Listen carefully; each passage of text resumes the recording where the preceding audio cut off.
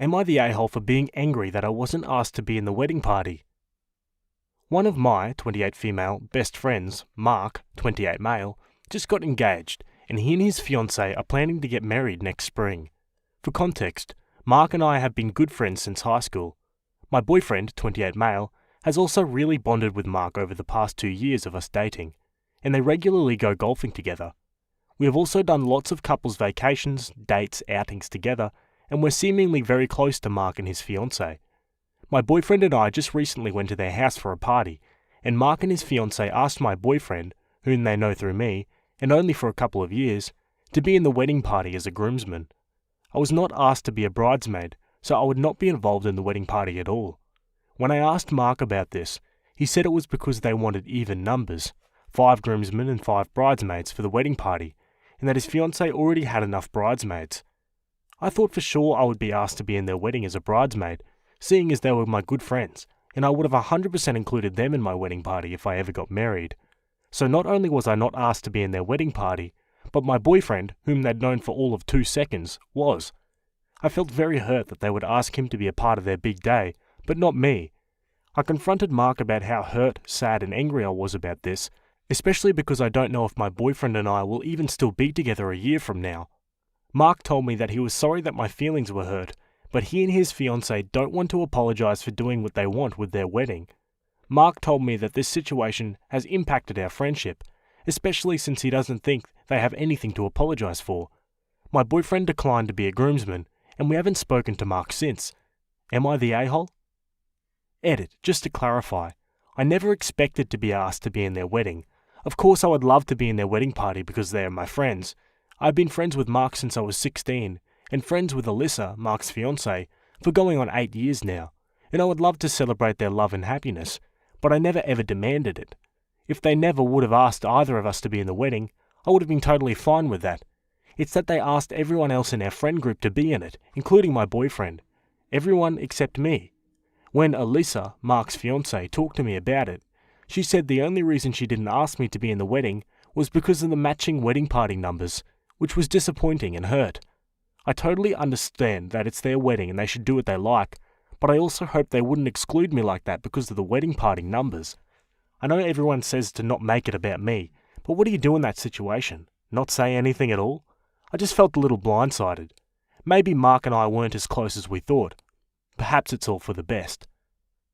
Note: people are taking the boyfriend bit way out of context. My boyfriend and I have been off and on because of long distance issues, but we love each other deeply. He is currently living back home, but that might change in the near future. He might have to move across the county for work, and I'm not sure if I'm ready to uproot my life and move with him yet. That's why I'm not sure where we'll be in a year from now. It's all up in the air currently. Okay, let's take a look at some comments. You're the a-hole. Groom has been socialising solo with your boyfriend for 2 years, which you changed to all of 2 seconds at the end of your story, and selected him as a groomsman. No mention here of you socialising solo with the fiancée, and she probably picked people she was closer to. You're not owed a spot in the bridal party just because your boyfriend got one. You're being a bit dramatic here over a wedding that's not even yours. I know I'm going to get massively downvoted for this, but after going back and forth, I'm going with everyone sucks here, rather than you're the a-hole, because I feel like ultimately your friends are being the bigger a-holes. Mark and his fiancée should have known ahead of time that it's kind of insulting that you've been his good friend since high school, and he's including your boyfriend in his wedding party and not you. I think the considerate thing to have done was to not include you both, or at least have a proper conversation with you about it. I think you crossed the line by expecting to be a bridesmaid, confronting him about it and saying that stuff about your boyfriend. The last thing was really not cool. I totally agree with the other comments that say that time is not at all a benchmark for how good a friendship is, but I think they should have let you know ahead of time because you're operating under the assumption that you are very close with Mark, and since you've vacationed with them as a couple, his fiancée as well. They sort of just blindsided you, and I get why you feel so hurt. Yes, it is absolutely the bride and groom's prerogative about who gets invited to the wedding and who is involved in the wedding party, but they should also have some consideration as to how those decisions affect their friendships after the wedding is over. The only non-a-hole here is your boyfriend. He has done nothing wrong, and I feel bad that he's caught up in the middle. Anyway, it doesn't matter whether I think you're not an a-hole here. Mark thinks you are, and does not want to apologise to you. Looking at Opie's edit, Mark and Alyssa have included everyone in their friend group and Opie's boyfriend, but excluded only OP. I'd be hurt too, especially since they've been friends with OP longer than they've known her boyfriend. This excuse about numbers is BS.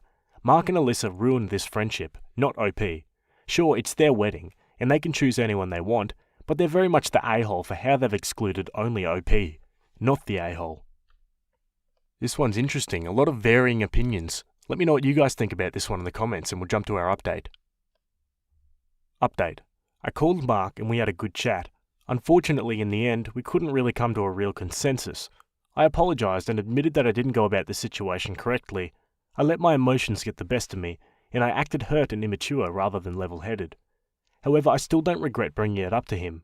Also, he asked me what was wrong to start that initial conversation, because he knew I was a little off after the party. I didn't just go to his house and throw a tantrum. I understand it's their wedding and they can do what they want, but I also have the right to feel how I feel about it. So many questions suggest that I should have sucked it up and went to the wedding as a guest with a smile, but our friendship would have been impacted either way. Our main friend group is comprised of 5 girls, including me and Alyssa, and 5 guys, including Mark. She took the 3 other girls in the group as well as her sister and sister-in-law for bridesmaids. He took the 4 boys and included my boyfriend as well for matching numbers. If they hadn't asked my boyfriend, I probably would have been able to suck it up and watch all my friends participate in their big day. Would I have been hurt? Yeah. Would our friendship be impacted? Probably, but I at least would have had my boyfriend there with me. But no, I was the one left out. It seems it truly was a numbers thing, but I just can't get that to sit right, and I've tried. You cannot tell me that isn't hurtful. So yes, I'm a jerk, but at least I'm sticking up for myself, and not allowing people who I've been friends with for years to do hurtful things just because it's our wedding and we have to even numbers. Friendships should matter more than that in my opinion. Thank you for all your input, no matter what it was. I truly appreciate the third-party perspectives. Alrighty, so that's the end of that story. Let me know what you guys think. Honestly, yeah, I'm going to go with everyone sucks here as well. Like, you can understand Opie's frustration with not being invited, but also, yeah, the entitlement there is a little bit of an issue. Either way, let me know what you think and we'll jump to our next story. Okay, our next one is on the same subreddit. It was posted by a now deleted account, and it's titled, Am I the a-hole for not letting my niece borrow my service dog? I, 22 female, have seizures, and I have a service dog to help me while I'm in public. I live with my boyfriend, so my dog is usually off duty while I'm at home. I also have a niece, 15 female, that gets seizures as well. My dog was trained by a professional dog trainer, and it cost me $15,000 to get her trained. I saved up for years, and my boyfriend helped me as well. 2 days ago, my sister, 40 female, asked if my niece could borrow my service dog for her birthday. She wants to go to the mall with a few of her friends. She's not usually allowed to go places without my sister because of her seizures. I told her that I couldn't do that. My dog is trained to respond to me, and I don't know how she'd do with my niece. I also don't like the idea of having my dog in public without me, and I also need my dog for my own seizures. My sister got mad and said it would only be for a few hours, and that I should be willing to help out family since everyone helped me while I was growing up. She called my mum, and while my mum agrees with me, she also doesn't want to upset my sister, so she wants me to let her use my dog for a few hours tomorrow. My boyfriend says I'm in the right, but I keep getting calls from family members saying I'm being selfish. So, am I the a-hole? Okay, let's look at the comments. Not the a-hole. That's messed up. A service dog is not a thing that can be shared or borrowed. It's your service animal, and you clearly need him. If she wants and needs a service animal, she should get her own. But the fact that she thinks it can be just borrowed like that proves that she doesn't have a maturity to care for an animal. Also, the dog would be pretty stressed out to be with someone who is not their owner, especially out in public. It wouldn't be picking up on the signs of the niece. They'd be looking for their human. These dogs love their job and their owners. Their dedication to both is unmatched. Going out with a bunch of teenagers who probably wouldn't adhere to the no touch or petting rule would undo training and upset the dog. Nothing about this would work. Service dogs are not transferable. Not the a-hole. No means no. Animals aren't something to be borrowed or loaned out. Also, if you cave on this once, you're going to be asked again and again and again. Not the a-hole. Aside from the fact that it's your service dog that you need, and you aren't required to share them with anyone, as you yourself said, your service dog is trained to recognize your seizures. She may not even be effective at helping your niece, and the last thing you want is for your niece to find this out while having a seizure. Sounds like the prudent option is to not allow her to use your service dog. Yeah, hard to disagree with those comments. Let's jump to the update. Hi everyone, I just thought I'd post an update for you all. Yesterday I had my niece, sister and mum come over. I told my niece to take control of AJ, my service dog, to see how she'd handle her. I knew she wouldn't be able to do it well, but I wanted everyone else to see too. As expected, she didn't know how to command her to do tasks. I then sat everyone down and explained in detail how I got AJ and how she helps me. They do know from being around me, but they never really learned in detail how it works. I then offered to chaperone my niece and her friends at the mall with my boyfriend. My sister said no. She says I only wanted to do that to show off my dog. I also offered to help my niece get money for her own service dog. My sister also said no to that because she didn't want to be seen as a charity case. She then took my niece and left. My mother apologised to me and said she'd help smooth things over with my other family members. Later last night I got a call from my niece. She apologised for my sister's behaviour and said that she wants me to chaperone her mall trip. She also was interested in me helping her get money for her own dog. After our call, I called my sister and again offered to help. I didn't mention that my niece called me, and she hesitated, but finally agreed. She said she'd been feeling very overwhelmed recently and was scared about my niece's future. She apologised for the way she acted. She also said she felt jealous that I was able to get money for AJ. I took this opportunity to talk to her about raising money for a service dog, which she also finally agreed to. Today I did take my niece to the mall and she had a good time with her friends. I also talked with her friends about what to do if someone has a seizure. My sister seemed a lot more relaxed when I brought my niece home. She didn't used to be this angry. She was very kind and pleasant when I was growing up. Her husband left her and my niece when my niece was 10 and she became a bitter person after that, especially since he remarried and has a healthy daughter with his new wife. My mum also was able to calm down my other family members. I've been receiving apologies from them as well. Thank you everyone for helping me see I was right. Alrighty guys, so that's the end of that one. Let me know what you think of it in the comments. All in all, a pretty good ending, and great to hear that the sister apologised for what she said. You don't really see that too often on Reddit these days. But yeah, I think chaperoning the niece and going with the dog was a good compromise. Anyway, let's go to our next story. Okay, we're staying on the same subreddit. This one was written by ChronicOnline69, and it's titled, Am I the a-hole for not scheduling an interview for my brother? I, 26 female, am the youngest of 5. My brother, Dale, 28 male, has lived with my parents his entire life and has everything spoon-fed to him. We always said that my dad would rush to wipe his butt after taking a dump if he wanted him to. My brother is the epitome of laziness and has no drive in life. As far back as I can remember, I was pushed to do my best and never settle for less. I put myself through college and am currently working on my master's with no financial help from anyone other than my husband. On to the incident at hand. I was getting ready for work when my dad called and asked me to call a company for my brother to see if they were hiring. I was already a little peeved that I had to do that, but I just called and got confirmation for it. They asked that he send over his resume and then call to schedule an interview, which could be done on an online portal. I called my dad back to let him know and he proceeds to ask me to schedule the interview for him, as my brother has been out of work for a month and they needed him to get back to work. I was already running late for work, so I told my dad that I didn't have time, but my brother could schedule it online. My dad went ballistic. Apparently I was a massive disappointment, I was unmotivated and stupid, etc. Here's where I may be the jerk. I told my dad that I wasn't Dale's secretary and that he was a grown adult. He didn't need his baby sister holding his hand throughout his life. I said that I was pushed to work my hardest and always strive to raise above my station in life. Why couldn't they do the same to him? His response was, I told you to do it, so frickin' do it. Dale and my dad have since told me that I'm disowned and that they never want to see me again. My mum is on my side, but she's trying to stay out of it since she still has to live with them at the end of the day. I'm at my wit's end with being mistreated. Am I the a-hole? Jesus, there's got to be something else to this story, right? How does someone get disowned over that? There's got to be more. Anyway, let's look at the comments. Not the a-hole. You're his younger sister, and you're both adults. Just because you have your life more put together than his, doesn't mean you need to be doing his bidding. If your father is that concerned, then maybe he should be the one applying for jobs and scheduling interviews for your brother. Not the a-hole. If he's old enough to work without needing working papers, he's plenty old enough to do all of that for himself. If your father wants someone else to do all that for your brother, then he should do it.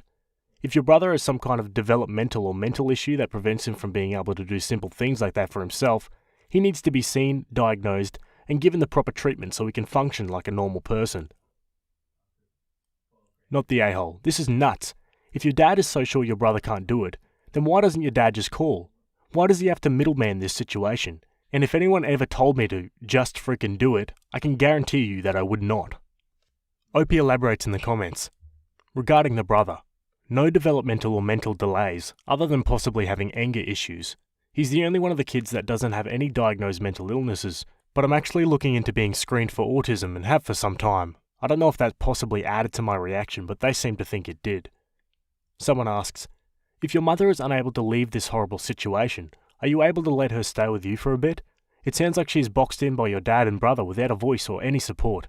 OP replies, yes, my mum would always have a place with me. Okay, now on to the update. I've read all of your comments, and I want to thank you all for enforcing what I guess I knew deep down. As some of you have noted, yes, I grew up in a misogynistic and extremely abusive household.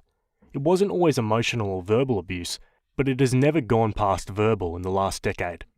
My dad has untreated grade 1 bipolar disorder, as well as my oldest brother, not Dale. My dad has unabashedly told my sisters and I, time and time again, that my brothers are his favourites, but they never do anything for my parents. My sisters and I are the only ones who moved out and got married. My brothers still live with my parents and do not have any successful or healthy relationships or attachments to people in their lives.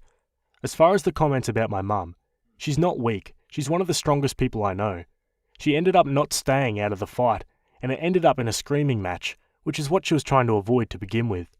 She's tried to divorce my dad before, but he had her so extremely sheltered after they were married that she doesn't know how to be on her own, and would not have the resources to support herself.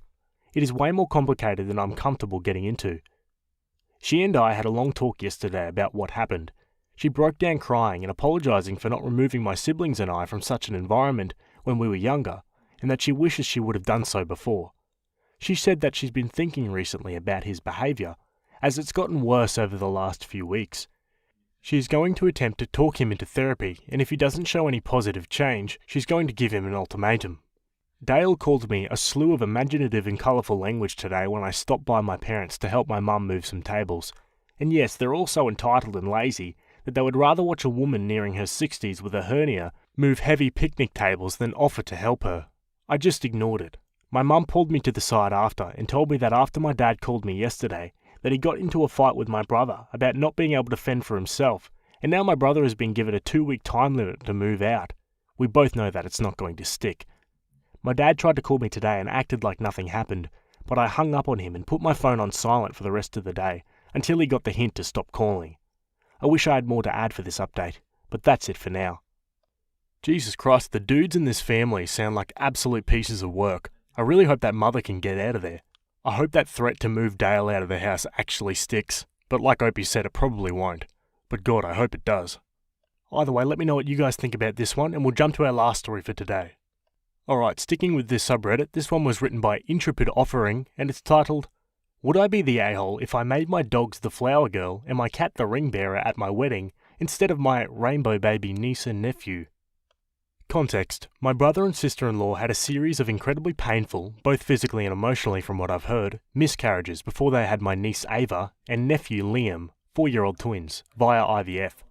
As a result, my whole family, especially my sister-in-law, make a very big deal out of the twins, calling them rainbow babies, showering them with attention and affection, almost to the exclusion of the other grandkids.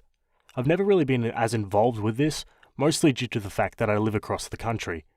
Anyway, I'm getting married soon. I'm so excited, and my fiancé and I have been diving into wedding planning. A conversation that my fiancé and I had recently was the matter of the flower girl and ring bearer. I brought up the idea of having our dog Mika and our cat Tibby fill the roles. Understand, Mika and Tibby are like children to us. They helped me through my deepest depression. I honestly think I wouldn't be here anymore if I didn't have to stick around to take care of them. They kept my fiancé company when he was going through chemo, and I had to work double the hours to put food on the table. We love them to bits and consider them family. My fiancé thought it was a great idea, so that's what we decided to do. Anyway, I casually brought it up at a family get-together, and my sister-in-law took me aside later and asked why we gave Ava and Liam's roles to our animals. I was confused, and she explained that since Ava and Liam were her miracle rainbow babies, that obviously they should be the flower girl and ring bearer. She said that it would be good for the family for the twins to be in the wedding, and that it's against tradition to have animals in the wedding. She asked me to reconsider, and showed me a picture of Ava in a flower girl dress to show me how cute it would be. I told her that I wouldn't make any decisions without my fiancé's input, then I changed the subject. I talked to my fiancé about it, and he said he'd be fine with Ava and Liam taking the roles, but that he'd prefer our animals. I agreed that I would prefer our animals. However, I'm now wondering if maybe having our animals in the wedding would offend the family or go against tradition. Honestly, I'm fairly sure we'd not be doing anything wrong, but my mind has been spinning lately, so I figured I'd get some second opinions. I broke my son and his girlfriend up, and he doesn't know it was me. I, female 49, broke my son and his girlfriend up. They'd been dating for almost a year and seemed very happy. For backstory, my son, 19, moved out pretty soon after his biological father passed. He told me he wanted to expand on life, because he was so nervous he would waste it away being depressed over the death of someone so important to him. I understood completely and allowed him space and freedom, but we talked daily and he visited all the time. After a while of living alone, he moved back. It was around this time that he introduced me to Kaylee, fake name. Me and Kaylee got along immediately. She lacked a mother in life, and I think she was quick to establish that relationship with me. Off the bat, I noticed she was extremely paranoid and had extreme trust issues, but she wasn't toxic or manipulative, just anxious about where my son was going after work. She'd ask me, and I'd answer with, he went to his friend Mike's house. They hang out to play PlayStation with each other. We both genuinely believed that my son was at Mike's house, and we had no reason to suspect he wasn't. One night, after my son came home to pick up his PS4 to hang out with Mike, Kaylee asked me to pick up some tampons and Tylenol for her. She lived close and her periods were always super intense, so I was used to going out late into the night to help her. My son gets out of work at 4 and is usually home or at Kaylee's place by 5:30 or 6 at the latest. It was 6, and he hadn't swung by to drop off his PS4, so I shot him a text before I left the house to let him know why I was gone. It was something like, "Hey, Kaylee is on her period, so I'm heading out to grab supplies. You okay?" He answered me while I was driving, and I checked it when I got to the store. It was something like, "Yeah, I'm fine. Mike needed help building a shelf he bought, so I'm staying a little later." I sent back some message saying, "Okay, be safe," and all of that mother stuff. But I was not ready to see Mike, working the cash register, smiling at me as soon as I walked in. I hadn't forgotten he worked there, but obviously figured it was his day off. I smiled back, but immediately I felt sick to my stomach. I tried to rationalize it. Maybe he means he's building it for Mike while he works. I couldn't even think straight. I just got the tampons, some snacks and Tylenol for Kaylee, and went to the register. Mike obviously started small talk with me. Paraphrasing because my memory is bad, but it went something like this. "Hi, Mrs. OP. "Hello, Mike. "How are you doing?" "I'm alright, getting some supplies for my son's girlfriend."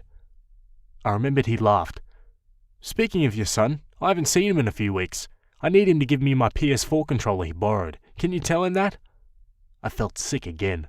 I didn't want to put my son in the spotlight, so I didn't mention the stories my son had been feeding me. I just smiled and said, "I'll let him know." I paid for my stuff and left quickly. I drove to Kaylee's house and gave her the supplies, but I didn't know what to say or how to say it. She was smiling and laughing and looked carefree. She asked me where my son was. I couldn't lie to her. I couldn't. So I answered honestly, "I don't know." I didn't know where he was or who he was with. I just told her to call him and ask. She thanked me and I left her house. Later that night, at around 8 p.m, my son finally came home. I didn't say much to him, just asked him if he had fun. He said yeah and went to his room. I knew I had to tell Kaylee. Soon after, I went into my room and called her. I informed her of what Mike had said and how late he had gotten home. She told me that he said he was home hours ago, just tired so he wasn't going to visit. I could tell she was crying, and I asked her if she wanted me to come over. I went to her house and we talked about everything, and she told me she didn't want anything to do with him and wanted to break up with him immediately. I told her she could, and if she wanted, she could be honest and say I told her. After I comforted her for a few hours, she asked if she could still contact me, even if she wasn't with my son. I said yes, but honestly, I'm hesitant about it. I love her, but it feels off to me. I would still help her though. Fast forward a few days, and my son comes crying to me that Kaylee broke up with him and isn't giving him any reason. I, of course, comfort him too. He said that she needed time to think about it and would tell him why when she knows what to say, but for now she is supposedly speechless. I was too, so I don't blame her. He cried for hours in his room and in my arms, and regardless of what he did, of what I did, I comforted him. I wanted to tell him what I know, and I feel bad that he doesn't know, but Kaylee didn't tell him anything yet, so I might wait. Honestly, I feel stuck. This isn't just about cheating, even though I think he is. This is about trust, and how he was lying to me and his girlfriend. We both know there is a possibility he isn't cheating, but he shouldn't have to lie if he has nothing to hide. I just wanted to say a few things. 1. I'm fairly new to Reddit, but I've used it a few days mostly for hobbies over the years, and I'm sorry if my updates or the post itself was poorly written. 2. I agree I should have spoken to my son about it first, but I was emotional and I felt betrayed. 3. I won't disclose anything, but my son is probably mentally ill, and I've tried to get him therapy his whole life, but we ran into so many issues such as money and him not enjoying his therapist. I'm going to discuss therapy now that I'm financially stable, and I can support him in that. 4. The next update will be the last. I appreciate everyone who commented and supported me, and the ones who criticised me. I'm not the perfect mother, I never will be, and I know I have my flaws. 5. Lastly, I am not okay with my son cheating. I may have worded it wrong, but that is because I'm biting my tongue when it comes to expressing how mad, sad, and just grossed out I am. I truly don't think he realises how much this hurts people, and I want him to be in therapy for that too. Since he was little, he has always hurt people's feelings, and never understand how it could have hurt them. Now for some comments. You didn't break them up. Your son's lying did. I know you're hesitant, but please, for Kaylee's sake, stay in contact with her. You mentioned she lacked a mother figure, so it's clear she really trusts you and sees you as family. You can tell she really loves you, and she doesn't have that nurturing figure to help her through situations like this. OP replies, I absolutely will stay in her life. I just hope that it won't cause any drama moving forward, and I hope my son has an explanation for his behaviour. I will make an update sometime within the following days, but so far all I've found out is my son has sometimes ignored Kaylee for days on end with no explanation, and I haven't heard of it because she is a nervous person who avoids conflict. He also wants to invite a girl over for dinner tonight, which he never does ever, and I find it suspicious, but I'm hoping it is as friends. As for the lying, I've messaged Mike in hopes that he knows anything about my son. Did Mike get his controller back? Another comment says, allowed him space and freedom? Sorry, what? He was 19. You didn't allow that. The law did. I need to keep reading, but I already see major red flags here. Alright, read it fully. You are a terrible mother for trading and loving your son for loving his girlfriend. You have no idea what your son is doing in that time. You have no idea why he is hiding it from you or her. You made your own conclusions, and instead of mothering your son, you went and tattletaled on him to his girlfriend behind his back, and are now keeping it a secret from him. No wonder your son is sneaky and manipulative. He learned it from his controlling mother. I know you probably mean well, but this behaviour is disgusting, and you need to self-reflect.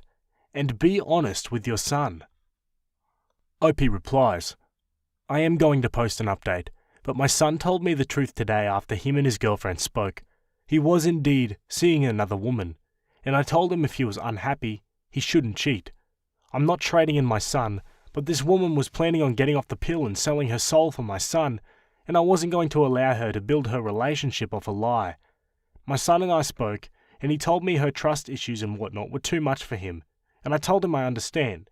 His biological dad cheated on me, and I don't bring it up to him since he passed, but I'll not allow a woman to get pregnant and live a life built on lies. He told me he was still in love with her, and only cheated because she was on her period, and he does it once a month. Geez, obviously her being on a period is not an excuse to cheat. Like, surely the mum sees that. That's ridiculous and grasping at straws. What do you guys think about this one? Let me know. Either way, let's go to the update.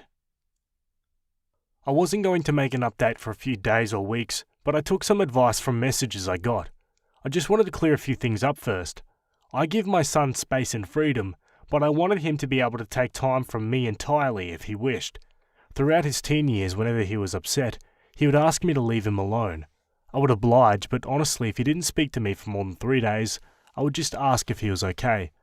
After his biological father died, I told him he could have a break from talking if he wanted, and I would wait for the okay to contact him. The break only lasted for maybe a week, and he wanted to call me and visit. For the actual update, Kaylee decided to give him a call. She talked things out with her sister and decided to ask him. Apparently he was cheating, but told her that it was because she was on her period and very sensitive to everything. He said he had done it 3 other times, all while she is on her period. She called me and told me before my son told me, but in his defense, he was busy explaining things to his girlfriend, and now Mike, who he accidentally wrapped into this. It's only 12 in the afternoon, and he wants to tell me in detail after work, which I told him was okay. He told me he was sorry for lying, and I told him it was okay, but it hurt my feelings. I didn't mention this in the post or to him, but his biological dad cheated on me, and that's why we are apart. He cheated on me before I was pregnant with my son, and for the first year of our marriage. I did not want my son to think that was okay. I talked to Kaylee, and she is head over heels for my son, and said if he promises not to do it again, she would stay with him. I haven't told him that because that's not my business. They can talk about that. My son has sent me a few messages since about work, but he seems extremely sorry.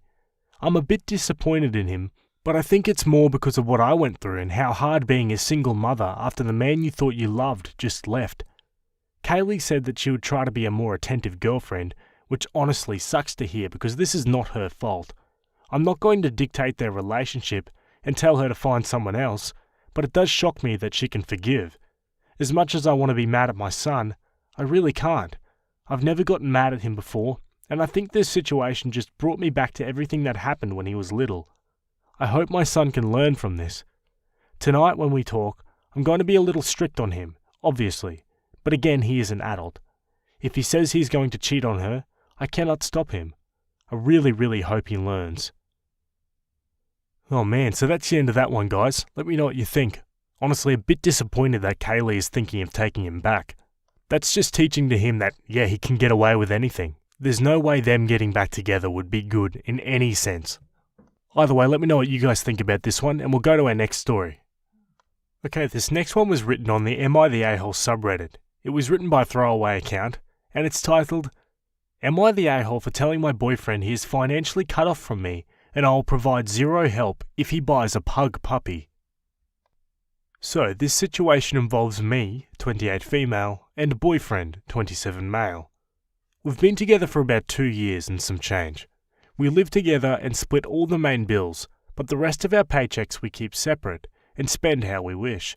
Typically this works fine, but despite him earning the same, sometimes more, than me, he is not great at budgeting. He gets takeout almost every day, buys coffee out every single day, sends his god-awful abusive mum money whenever she asks, etc., and I've had to help him out with money multiple times. But the real issue started when he brought up wanting to buy a pug puppy. Now, I work in veterinary medicine, lead VT at my clinic, and frequently see firsthand the suffering these dogs go through due to bad breeding, and even just their breed standard anatomy. Plus, they are prone to so many chronic expensive health issues. And I've found over the years that no matter what the other person says, if you work in my field and they get a pet, a lot of the harder care aspects, like medical, will fall on you. And honestly, I find buying a pug at all to be unethical and something I'm not okay with. I certainly wouldn't be willing to bring them into my clinic and shoulder the responsibility, which I know would happen. I love my boyfriend, but this is a guy who thought neutering a dog involved removing their penis, and even says he knows nothing about animals until I met you. Who is going to have to manage the situation when this dog has chronic allergic dermatitis, otitis, or IVDD, or one of the other million issues they typically end up having? Me. I already know it. I explained all this to him, and he got quite upset with me for completely shutting down what he wants. I told him a small med dog isn't out of the question, just not a pug or any other brachycephalic dog, and not a puppy. They are far too much of a time and effort commitment than either of us can provide and wouldn't be good for anyone. I don't like to admit that I pulled the "this is literally my career field and I know what I'm talking about" when he kept repeating, "well, you don't know that," because yeah, I kinda do. I'm also not proud of this, but I told him if he did get the pug puppy, I would never help him out again with money, and I would give him zero help with the puppy, including bringing them into my clinic as an employee-affiliated pet for at-cost care, cheaper but by no means free, or medications. He was pretty shocked when I said this, and left our apartment to go cool off. I guess he told our mutual friend, because they told me via text I was being a bee about the whole thing, and must hate animals. All my co-workers agree with me, but I know they're obviously biased. Am I the a-hole? Let's see what the comments think. Not the a-hole. If you won't consider your professional opinion, backed up by even casual research, then perhaps drawing this boundary will make him realise this is not a capricious decision on your part. Not the a-hole. First of all, I 100% agree with everything you wrote about pugs. Second, if he cannot afford his regular expenses, then it is completely irresponsible for him to get any dog. Setting the boundary that you will not subsidise his poor financial choices is something you should be proud of. Your boyfriend is acting like a spoiled child, and anyone that calls you a bee is not a mutual friend. Not the a-hole. Those poor dogs can barely breathe. Tell him to just do a little research, and he'll see you're right. Maybe show him some puppies on a shelter website so he can find one of a different breed to adopt. Yeah, honestly, I personally never really got the appeal of those sorts of dogs. Like, I'm aware of all the health problems they have, obviously, but even if I wasn't, geez, they're just kinda ugly. I'm sure some people would disagree with me there, but that's my opinion. Either way, yeah, Opie's boyfriend is acting like a brat. Let me know what you guys think, and we'll go to our update. So, I didn't dump him, yet, after we had a long talk. Could we still break up? If I don't see a lasting change from him, yes. But we aren't there yet, and him admitting he fricked up is a big part of that. And no, a pug puppy is not happening. Turns out the dog he had as a child, Dee, was a pug, and was devastated when Dee died. He never really liked talking about Dee, and I never really pried. He cried a lot once he started talking about Dee. Thought Dee was always very healthy, so when I was going on about the health issues with pugs, he assumed that it was overblown, and I was just being overly cautious, since Dee was healthy, and he wanted a dog that looked like him, brought on after Mum had found his old collar. I got a gut feeling, so I kept trying to, as kindly as possible, ask questions about Dee, how often they took him to the vet, if he had any photos, etc. Turns out he couldn't remember a single time this dog went to a vet. If a vet never diagnoses an issue, it doesn't exist, right? And once he found some old photos, I pointed out the dog clearly had ocular issues, likely untreated KCS with ulceration, and eventually went blind, sat in a way that indicated hip issues, and even remembered a time that the dog collapsed after playing in the yard, but he got up again a while later, so his mum said he was fine. Once I spelled all this out to him, he looked like someone had slapped him across the face, and just said he was so sorry. He was just like all those awful owners I tell him about, etc. He was a kid. He shouldn't have been expected to manage that dog's veterinary care, but now that he's an adult, he needs to look at the situation logically, and I was extremely hurt he gave zero craps about my professional opinion. I get that enough from owners at work, I don't need it from my boyfriend. He apologised and said he doesn't think he is ready for a dog after all, and when the time comes, he's happy with looking at dogs from the shelter I work at. So, the issue with his friend. I did something I've never done before. I asked to see his phone, their messages. Friend got a very one-sided version of events, thinking I unfairly vetoed him, but never used any derogatory language. He showed him what this friend sent me, and he was pretty taken aback, told me he would deal with it. If he doesn't, this relationship cannot continue. And money. That was hard. Tried to be gentle, but it feeds into a deeper issue with his mum, not a new issue. And I told him enough is enough, and I can't keep supplementing his income because he gives so much to her. Something happens and suddenly has a big medical bill, car randomly breaks down. Obviously I would help him. Money for psycho mum? No. Done. Her or me? He chose me. Going no or low contact with her, and absolutely no money, even if she does her manipulative BS. We'll see if he holds to that. If he doesn't, he knows I'm done. Am I the a-hole for refusing to change my style at work, even though my boyfriend says it's unprofessional? I, 24 female, have been dating my boyfriend, 26 male, for about 8 months. I have always had a very alternative look, even as a child, that got more expressive as I grew up. Colourful hair, facial piercings, tattoos, and very dark and bold makeup. This is how I feel most comfortable and happy. When we started dating, my boyfriend said he liked my look, even though he himself dresses very basically. He even hyped me up when I showed him new makeup looks or outfits. However, a few days ago, as I was getting ready for work, he kept making weird faces at me. I asked him what was up, and he said nothing but kept shaking his head. This really irritated me because he was obviously bothered, but I wasn't going to entertain his huffy behaviour. I finished getting ready and tried to kiss him goodbye like I always do, but he just turned away from me. This really hurt my feelings, and I can't even lie, I did cry a little bit on the way to work. I tried to text him during my breaks, but he didn't respond at all.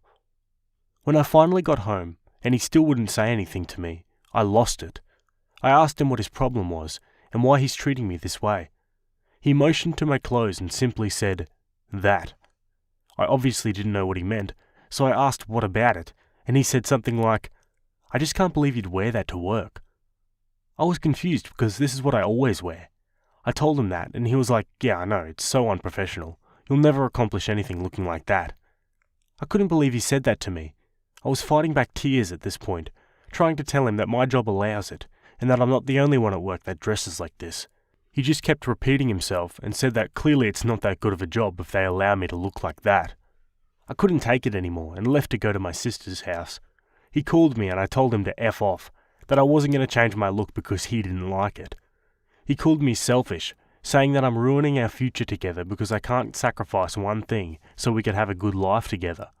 Even though my job allows it, and it's a good paying office job, there was no reason for me to sacrifice anything. After that, I hung up on him and ignored him the rest of the night. I explained everything to my sister, and she does agree my look is unprofessional, but if it doesn't cause issues at work, then it shouldn't matter. The next day, I had about 1 million messages from him saying how selfish I'm being and ruining our futures. I started feeling really guilty for leaving. I feel like I'm not wrong here, but even my sister kind of agreed with him, so I don't know. Let's look at the comments. Not the a-hole. Sacrifice him so that you can have a good life apart. Ah, his evil plan is working. He has managed to make you feel insecure and guilty. Be very careful. Edit to add, by which I mean, he is not the boss of you, but I get a strong feeling that he wants to be. Do not let him. Not the a-hole. Not the a-hole. Listen, my niece is a microbiologist and is covered in tattoos, changes her hair regularly, has a nose piercing, and is getting her PhD, which includes having to teach a certain number of hours. Not one person has given her crap about her looks. I don't like how he's suddenly trying to change you under the guise of ruining your future together. That's bullcrap. Be happy. Not the a-hole. And are you familiar with the term moving the goalpost? Okay, today it's your look. What will it be next time? The way you talk? The music you listen to? The way you laugh, stand, cook, sleep, behave?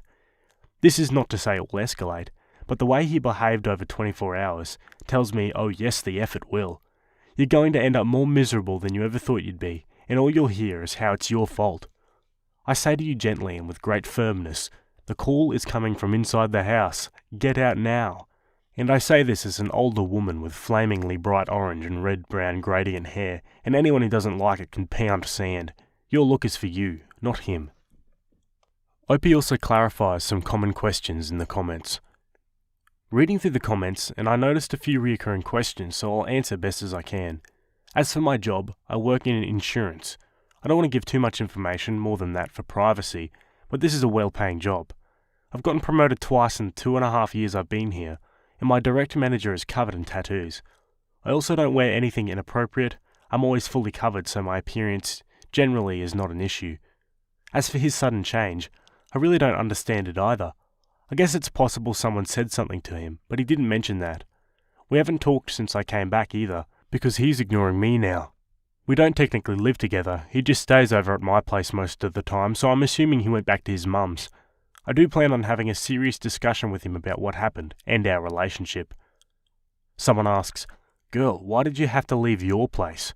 Opie replies, "I left because I was very emotional and didn't want to make things worse. We don't live together, but he does stay with me most days. Things have been so good the entire relationship, so I was completely caught off guard by this. I feel guilty because he does seem concerned for me, but he also isn't listening, which is upsetting." Yeah, it seems like Opie's boyfriend is showing his true colours and what he really feels about her style. He was probably okay with it at first because, you know, when you're in a new relationship and you're too happy and you're too busy having fun to kind of notice the red flags or flaws. Not to say that these are flaws at all, but obviously to the boyfriend, they're traits that he doesn't prefer, you know? But yeah, ultimately I agree with the comments. She should dump him because I don't think this will stop. Let's jump to our update. I was not allowed to post an update on the Am I the A-hole sub, so I decided to post it here for anyone who wanted to know what ended up happening. So you guys were right. My boyfriend finally came back to my apartment Sunday. No message or call, just walked in like nothing happened. I immediately started questioning him, asking where the hell he's been and why he hasn't been answering me. He gives me a half-assed response saying his mum needed help with something and he forgot to tell me. I told him he can't just ignore me for 3 days, and he said he wasn't, even though he clearly was. I was already getting upset, so I told him that even if he wasn't ignoring me, the way he treated me before he left was messed up. Of course, he just starts saying he didn't do anything wrong, and that he was trying to help me see how I'm hurting us both by dressing the way I do. I tell him for like the 500th time that my job does not care what I wear, and it's not his concern. He said even if my work was okay with it, other people do, and he shouldn't have to suffer because of it. This is where crap went south. I started yelling, who is saying that? And why does it even matter? He says no one, but he sees the way people stare, and it embarrasses him. I cried because I was so hurt. He told me to stop being dramatic and that it isn't a big deal, but at this point I'm beyond ticked. I said if he's so embarrassed of how I dress, he can date someone else. He starts to freak out saying that's not what he meant, and he's just worried what people think. I keep asking what people, because clearly their opinion is more important than how I feel. He just kept looking around and trying to change the subject, saying crap like, there's no one specific, but I told him I didn't want to hear it, and to leave right now. He was saying things like, are you serious? And you're really going to act this way over clothes? I just told him to get out over and over, and eventually he left, making a big deal of stomping out and slamming the door. Monday I put all his crap in a box and left it outside and texted him he can come pick it up when he brings me back my key. I told him we are done, because I won't be with someone who treats me like this. He kept messaging me, but I just ignored all of it. He came by at some point and picked up his stuff, but didn't leave the key. I was extremely worried that he would try to come into my apartment while I was asleep or away, so I called my dad and he changed my locks for me. Overall, I'm just extremely emotionally exhausted and heartbroken. I knew his behaviour towards me was crappy, but I was truly hoping it was him being bad at communicating. I was way too hung up on it being about my style, and not him being manipulative like you guys were saying. I do think maybe someone specific got into his head, but he wouldn't say who. Either way, it doesn't really matter, because it's over. I appreciate all the kind comments and messages from the last post. He is toxic, and I'm annoyed and embarrassed. I didn't want to see it. Yeah, okay, so there you go. Ended up the way I kind of expected it to. To be honest, I think it's for the best. Let me know what you guys think about this one in the comments, and we'll jump to our next story. Okay, our next one's a little bit different. It was posted on the music subreddit. It was written by user Pythagoras1123, and it's titled, I have a tape with 2 unreleased Marvin Gaye songs, and I don't know what to do with it. I was once Nona Gaye's neighbour when I lived in Los Angeles, and shortly before she moved, she offered to let me look around her garage for anything I wanted to keep. I found a tape with Marvin's name, titled Love Package, and the names of 2 songs on it. Not having a tape deck at the time, and then moving myself shortly thereafter, I never listened to it, and for a long time thought it was lost. Then, a couple of months ago, I was rummaging through some old boxes I had in storage, and the tape fell out. One of my roommates has a tape deck, and we listened to it. It appears to have at least 2 original unreleased songs. What the heck is really going on? And my father now lives in heaven. The back of the tape also shows Greg Crockett as an additional artist. I don't know what to do with it. I assume the Gay family and or his original record label would still own the copyrights even though the songs weren't released. At the same time, I would definitely like to share this music with the world, and I assume the tape itself might be worth something to the family or a collector. I don't have a way to contact Nono anymore. I recorded samples of the songs with my phone, but I'm not sure where to upload them or share them on the internet legally, and I'd rather have a high-definition recording of the tape to share. Can I post them to YouTube or SoundCloud without violating the copyrights? Would they even be noticed? As far as the tape being a collector's item, I'm sure it would have to be verified or appraised somehow, and I'm not sure who to contact about that. Where would I even sell such a thing? And I'm sure the Gay family would like to know this exists. How does one reach out to a celebrity about a lost family heirloom? Thanks for any answers you can give. I hope I can share it with you soon. Wow, what an interesting and, quite frankly, cool problem to have. Let's look at the comments. Do not contact the record label. Why? If the label takes possession of it, the family will have to fight for every inch of ownership claim. If the family takes possession, it puts them in a much stronger position. Either way, you're not equipped for that step, and the label will strong-arm the ever-loving F out of you with legal threats and scary legal speak if they know you have it. Don't go there, it's a Pandora's box. Source, I've been on Capital and Virgin and know how slimy these Fs are at every given opportunity. First, digitize it, but keep the copy on a non-internet connected device. In my opinion, you are the current steward of something very important to music, and have an obligation to preserve its integrity. A good family friend of mine is an entertainment lawyer. I will text him tomorrow and see what he says your next step should be. Do not, for the love of God, put that thing in another tape deck until it's digitized. It's my strong opinion that the next time the tape is ran should be in a converter. The quality will only deteriorate in analog form, and since you don't have the masters, it should be put to digital ASAP. Make sure the estate, not the label, is the next entity to take possession, please. Edit. The family attorney says to call an attorney and are likely in a position to make some money. Kinda laughed when I said Opie played it on a home tape player. He represents some big folks, used to represent Red Hot Chili Peppers, so he wasn't really interested in pursuing it based on a Reddit thread. Anyway, digitized it for F's sake. Have you checked all the deluxe albums? They've released dozens of songs posthumously that have never made it on the original releases. The titles might be different, but the songs could be the same. If it's on a cassette, it's probably not the original source. The master is likely locked in a vault. Cassettes aren't typically used in the recording process.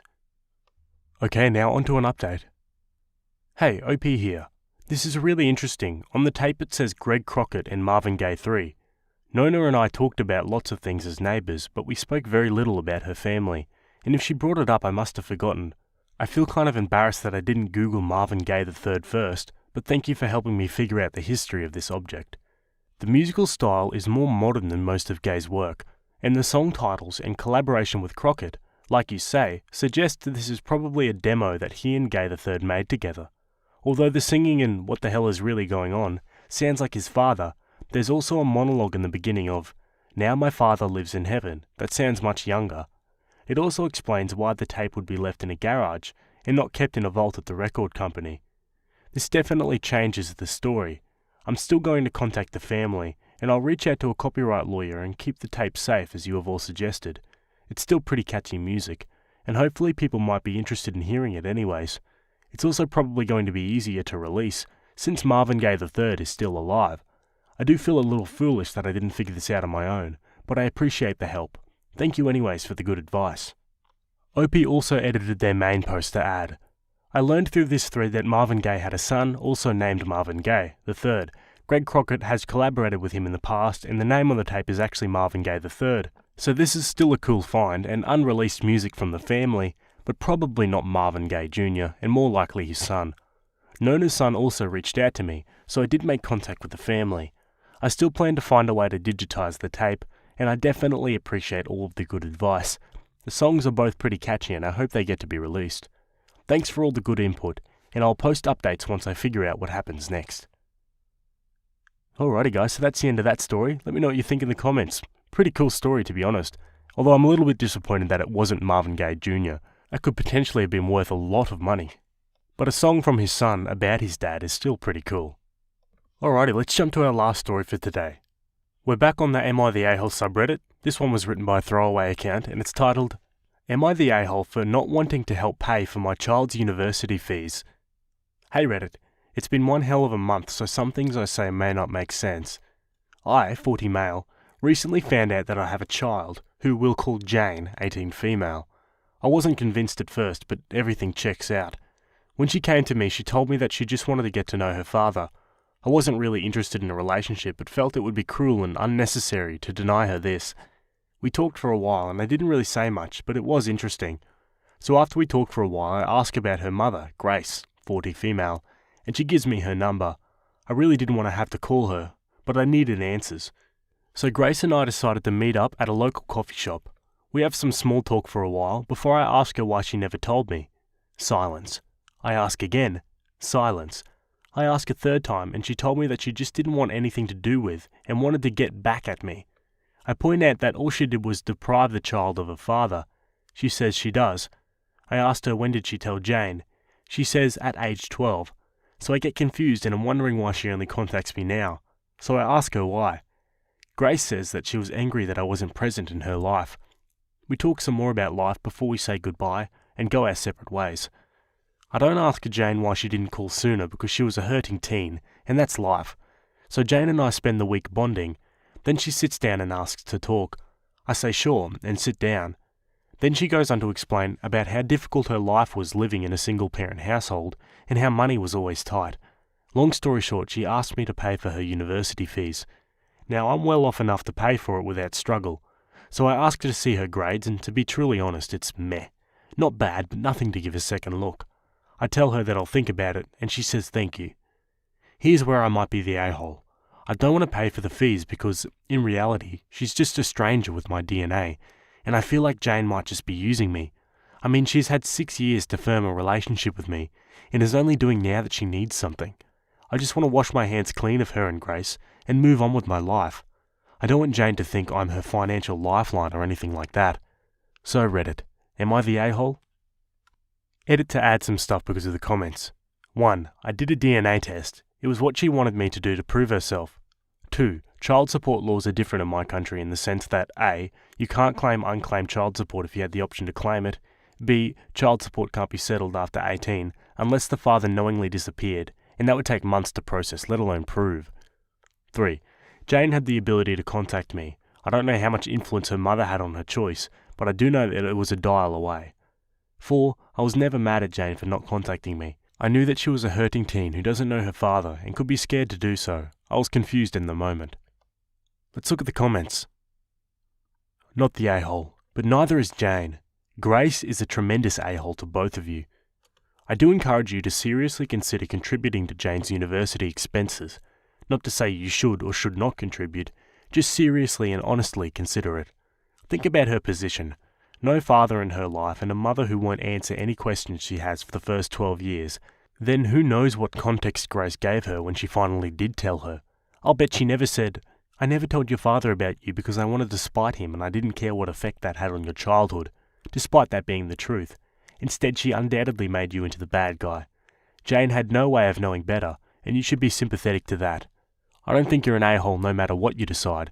Just don't do anything to spite Jane. She's had enough of that already. Not the a-hole. She's a kid who just met her dad. University is the biggest thing on her mind, and she says that dad has funds, so why not ask? I wouldn't if I was her, but I get it.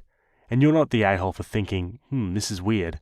If it was a year or two from now after you'll have caught up and formed a bond, it also sucks as you didn't get a shot but may have just gained a daughter. If it was me, I would have said let's reset and not have this convo now as we are strangers. Let's become familiar and we can talk way down the road on this topic. But yeah, rocking a hard place for sure.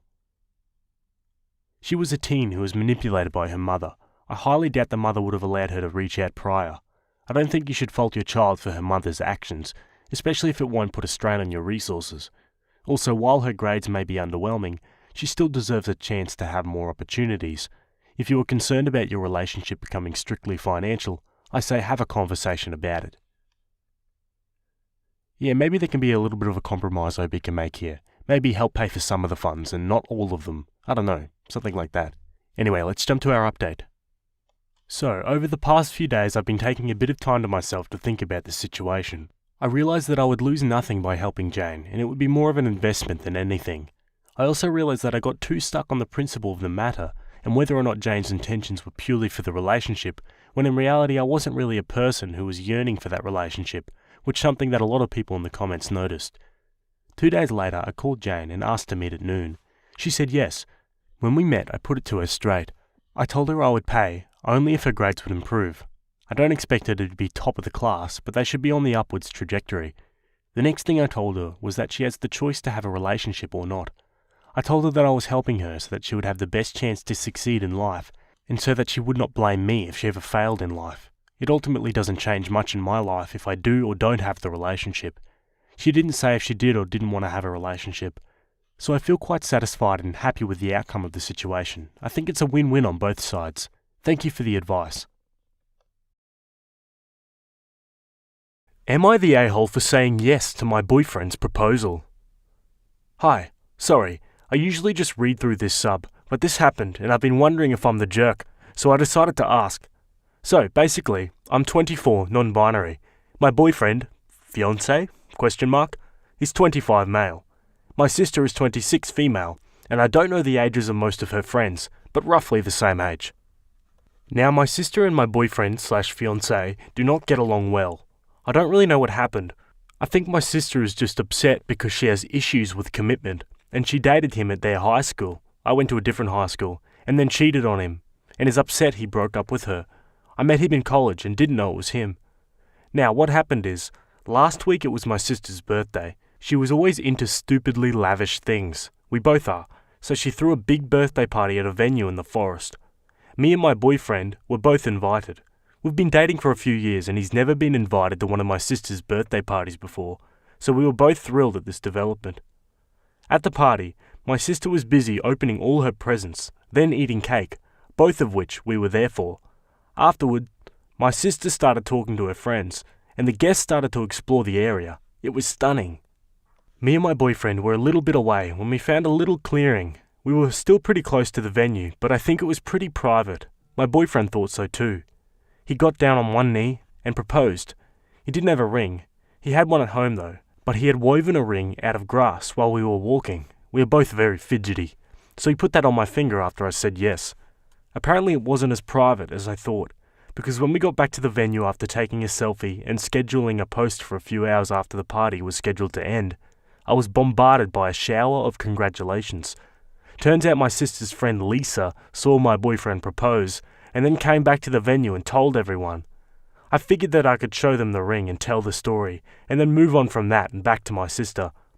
While I was being congratulated, another girl, one of my sister's best friends, came up to me, asked to see the ring, and told me that, wow, he even skimped out on a ring. He couldn't plan his own proposal or get you a nice ring.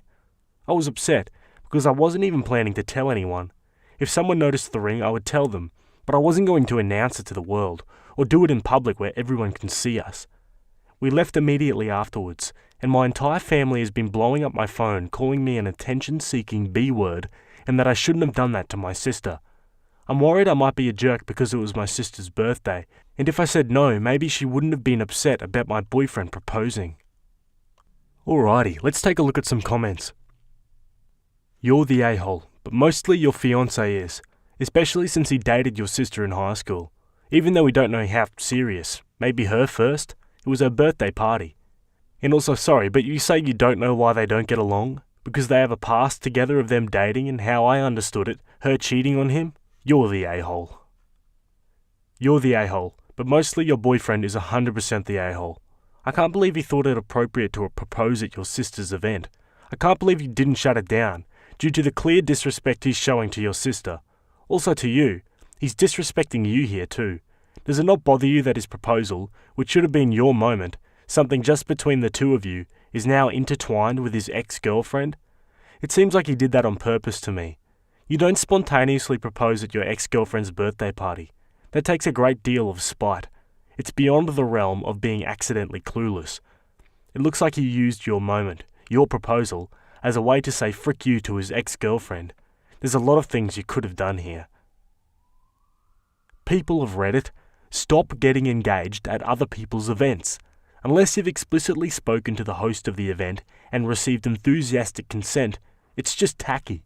Yeah, your sister's friend sucks for telling people, but there shouldn't have been anything to tell them. Someone with a modicum of social awareness wouldn't have weaved an engagement ring out of grass to propose to their ex-girlfriend's sister at her own birthday party. You're the a-hole by proxy, because yeah, he's the primary a-hole, but you should have known it wasn't an appropriate time or place either. I'd go everyone sucks here, but your sister's only presence in the story is the olive branch she extended by inviting your boyfriend to come with you in the first place. Opie also answers some questions in the comments. What at all do you know about your sister and boyfriend's history? And when I say I don't know why they don't get along, I meant that when they broke up, my sister had only dated him for a couple months, cheated on him, and when I introduced him to my family, they seemed to get along. Then he told me what happened, in case there was any awkwardness, and then a couple months later she just kind of hated him again, and refused to tell me why. Sorry that wasn't clear. Did he know you were related to your sister? He didn't know it was me. I don't think so at least, until we went to meet the parents and my sister subsequently. Obviously, since the dinner was a bit awkward, I asked him about it on the ride home. He told me a brief summary of their history, which I listed here. I genuinely don't know anything else about their past, and he might have been lying now that I think about it. These comments have kind of opened my eyes. My name is rare enough that if you went to the same high school with two people who had that name, you would assume they're related, but not so rare that you would assume everyone with that name from the same area that has that name is related. Alrighty, now onto the update. Hey guys, I'll probably do a more complete update later, but scrolling through your posts kind of awoken something in me. I've never been good with people, undiagnosed autism, so it didn't occur to me that my boyfriend might have been lying about my sister. I told him that I was going to be thinking about some things, gave him back the ring, and called a friend we both knew in high school. He said that apparently my boyfriend was lying. See, I was in a student exchange program when they were dating, so I never knew it happened, since the drama died down before I got back. But apparently my boyfriend not only lied about my sister cheating, but also lied about why they stopped getting along. Yeah, apparently not only did my sister not cheat, the reason they broke up is because my boyfriend did. Cheat, that is, with his brother. At least that's what the rumours that went around said. Neither of them shared, and then tried to sleep with my sister, which is why she got cold around him again. She didn't tell me because she didn't want to ruin my happiness. So as far as I can tell, he might have proposed to me as a twisted revenge scheme of some kind. I'm thinking about it all over. I'll make another post later when I've figured all the pieces out. Holy moly, that took a twist. Opie gives several updates in the comments. Apparently the rumour that went around was that either my sister broke up with him because she walked in on him and his brother doing stuff, or my boyfriend broke up with her because she didn't want to do things with both of them. Those were the two biggest rumours at school. Neither shared the real reason, but the brother was involved. One comment says, "Dude, nothing to think over, just end it."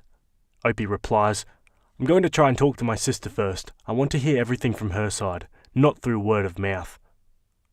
Opie then goes into more detail about the undiagnosed autism statement. While me and my parents have never pursued a formal diagnosis, due to a lot of reasons, mostly because of the way that people with an official diagnosis are treated. However, my therapist said I did have a high likelihood of being autistic, and a lot of my friends and family have commented on this before. Opie elaborates, "Cool, good to know. I'm sorry, I have all the classic signs of autism. Don't fully understand social cues, get overstimulated, hate noisy and crowded environments, hate human touch because it feels weird, and can't eat 99% of foods because of sensory issues. But I can't get diagnosed because I am assigned female at birth, and the stigma against assigned female at birth in autism is horrible, such as the belief that we can't have autism for some reason, so we don't get diagnosed, and even if I did, the repercussions would be horrible. For example, the multiple countries that don't let autistic people live there. But it's good to know all of these aren't signs of autism that I can't get diagnosed, and I'm just stupid." Another edit from OP says, "My sister requested we keep our distance, so I wasn't talking to her because of that. But I arranged a meeting through our mum, and yeah, I'm realising I was used like hell. Luckily I can now call him my ex. Unluckily, he isn't taking it well. Yep, a lot of stuff is happening though. I'm waiting to do an official update until everything settles down more." Alrighty, so that's the last update for now for that one, guys. Let me know what you think in the comments. What can OP do here? It looks like they've already broken up with the boyfriend, which is probably a good thing. But yeah, let me know what you guys would do in the comments. Alright, on to the next one. Okay, so our next story is from the True Off My Chest subreddit. It was posted by user AccomplissedSky6448 and it's titled, "I'm going on a date after 5 years. I, 35 female, am going on a first date after 5 years. I'm not a prude or anything. Before this I used to be married. My ex and I have been married for 7 years. It ended because he cheated on me with a colleague of his. I only found out because that colleague's husband, Sam, 37 male, told me the truth. Sam had a suspicion that his wife was having an affair, so he hired a private investigator and looked me up. He gave me the evidence of my husband cheating. I was devastated, to say the least. I sacrificed a lot for this man. I moved out of town because of his job. He said he wasn't ready to have kids. I was okay with it, even though I wanted them. I didn't accept the high-paying job because he said that it will cause a rift in our schedule. I was stupid. His cheating was like a last straw for me because I had done enough for this man and all I got was dishonesty and infidelity. He wanted us to reconcile and really broke it off with AP to work on our marriage. But I denied. This was a deal breaker for me. The divorce was messy. Sam's was messier than mine because they have a 4-year-old daughter together. But he sorted it out and got full custody. It's been a year since we both divorced. During the separation period, Sam and I talked a lot. We were going through a tough time, and only we can help each other. I saw him as my friend until we both started developing feelings for each other. I did the smart thing by telling him the truth. He also said he feels the same way about me. We both agreed we would not do anything until the divorce is finalised.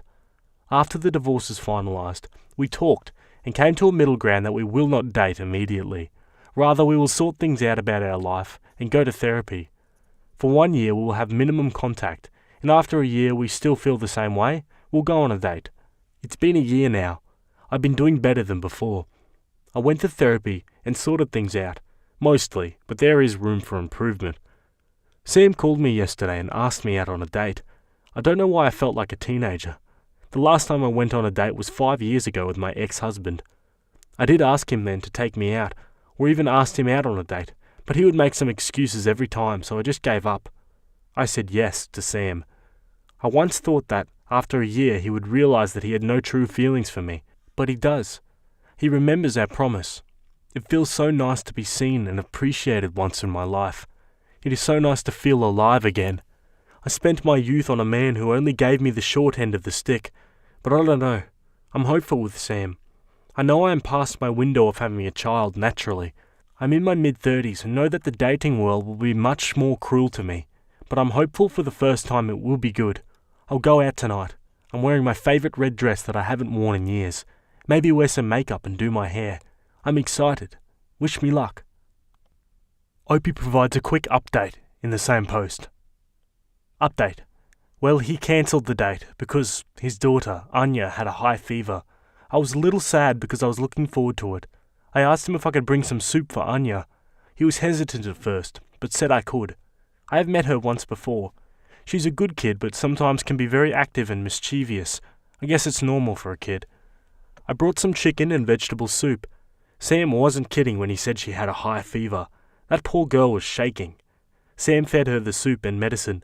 Then we had dinner at his place. I know it's not the type of date I expected, but I enjoyed it. We talked a lot about the things we did in a year. He told me something serious, that he will always see Anya as his #1 priority. He loves her, and he doesn't expect me to uplift the burden of motherhood if I don't want to.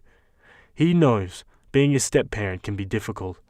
I said that is okay, but we need to date ourselves first, before making any further decisions.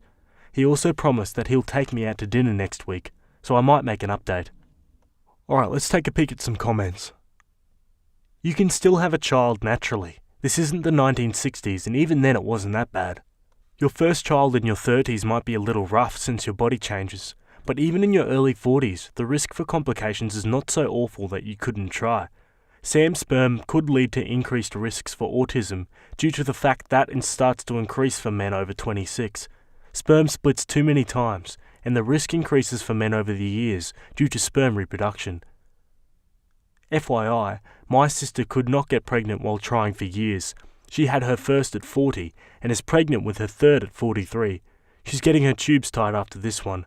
Don't close the door on the possibility of a pregnancy. Best wishes on your budding romance. You both deserve nothing but happiness. Naturally conceiving past 30 is possible. I had both of mine in my 30s. Okay, now onto the update to this story. It's titled, I Had Sex with the Other Betrayed Spouse. I made a post here earlier that I got cheated on by my ex-husband. He had an affair with his co-worker, which I came to know because the co-worker's husband told me. I divorced my husband a year ago. The other betrayed spouse, Sam, and I developed feelings for each other and decided we would wait for a year to see if we still wanted each other. He asked me out on a date after a year, and I was excited. If you saw my last post, you would see I made an update that the date didn't happen because his daughter got sick. Well, he asked me out on a date last night again. He says I deserve a proper date that he had promised a year ago. I asked if his daughter was okay because she was sick. He told me his daughter was doing much better now. Currently she is with his sister because they are having a cousin slumber party over there. I said okay. He took me out to a restaurant. He checked up on his daughter a few times to make sure she is okay. I love seeing him being a caring father. But he put too much attention towards me also. He complimented me and I blushed. It felt really good to be seen again. My ex stopped doing that a long time ago. He said I was beautiful, and he's been dreaming about this date for a year. I did too. We talked about our lives, our childhood, our school. We also talked a little bit about our exes, but mostly it was just us discussing what we did in this past year. I don't know what was happening. I felt this huge flush in me whenever he would lean forward to whisper something into my ears. I felt like a teenager again. We decided that we would take things slow, but I was really tipsy and so was he. I initiated a kiss between us. He kissed me back too. Then he took me to his apartment and we started making out again on his couch. He suggests that we should take it to the bedroom because it was more comfortable. From that moment, we took each other's clothes off and yes, we had sex. I can't tell you how mind-blowing it was. Maybe because I haven't had sex in the past 5 years. I mean, my ex and I did it, but it just felt really robotic. But with Sam, it was different. It was more intimate and passionate. He would praise me in between by saying that he loves my body, and he's been waiting for this ever since he saw me, that it is way better than he imagined it would be. I would agree. After learning my ex cheated on me, I had some self-esteem issues. I thought that he just got bored of me because I wasn't good enough. But after being with Sam, it gave me a boost of confidence. I know we aren't supposed to hook up on the first date, but I don't know what came onto me. Maybe it was the alcohol, or maybe it's because we had so much pent-up emotions over the last 1 year. Maybe it's both. In the morning we talked about it, that we still wanted to take things slow, that we should get to know each other and build a trust first, but we do not regret what happened last night. I asked him about what he meant when he said that he waited for me since the moment he saw me. He was a little embarrassed and said that he was already checked out of his marriage when he discovered his wife's affair. He just didn't feel that love anymore. When he saw me at the restaurant, he said he fell for me, that I gave him a little hope, but he was still unsure because he was already in a roller coaster of emotions. He decided to wait because it's silly to make a move based on his infatuation. Plus, he didn't know if I felt the same way. At last, we decided we would take it slow. He said that he doesn't want to officially introduce me to his daughter because he needs to be sure this is going somewhere and hopes it's in the positive direction. What can I say? I was really flattered. I don't know if we will last or not, but I'm really hopeful for the future. Sorry for making this into my personal diary. Take care. Alrighty, so there you have it guys, that's the end of that one. I really hope it works out between these two. Sounds kind of like a movie plot, the way this has all happened. Anyway, let me know what you guys think about this one in the comments, and then we'll move on to the next one. Okay, our final story was posted on the Am I the A-hole subreddit again. It was written by user Nurse Yakub, and it's titled, Am I the a-hole for telling my girlfriend that I told her so after one of her male friends tried to get with her? My girlfriend and I have been together for about a year now. My girlfriend has more than a few guy friends, and I'm not one of those guys that thinks men and women can't be friends. However, with two of these guys, it's very clear that they want more than just friendship from her. Like clear as day, to the point where I don't get how she doesn't see it. If I can notice just by the weird energy they try to exude when I'm present, she should be able to get it too, right? Wrong. Anytime I've pointed this out, she gets upset with me. She tells me that I'm being jealous and reading into things that aren't there. I argue back that I'm just letting her know, and as a guy, I can probably tell much better than she can, since women tend to be a little slow regarding things like this. So 2 nights ago, she was hanging out with her friends, and this guy was present. From what she told me, They were all drinking, and he said some things that implied he wanted to be with her. She was made uncomfortable by this, and the night ended shortly after. Fast forward to yesterday morning. She got a series of texts apologising for what he said, and then backpedaling and saying he would treat her so much better than me, and she's wasting her time with me. She of course said no, and was upset with him. After she told me, I just read the text and simply said, "Wow, who could have seen this coming?" a bit sarcastically. This set her off and she got mad. She said that I was being such a huge jerk to her, and she had no way of seeing this coming. She's been ticked at me since. Am I the a-hole?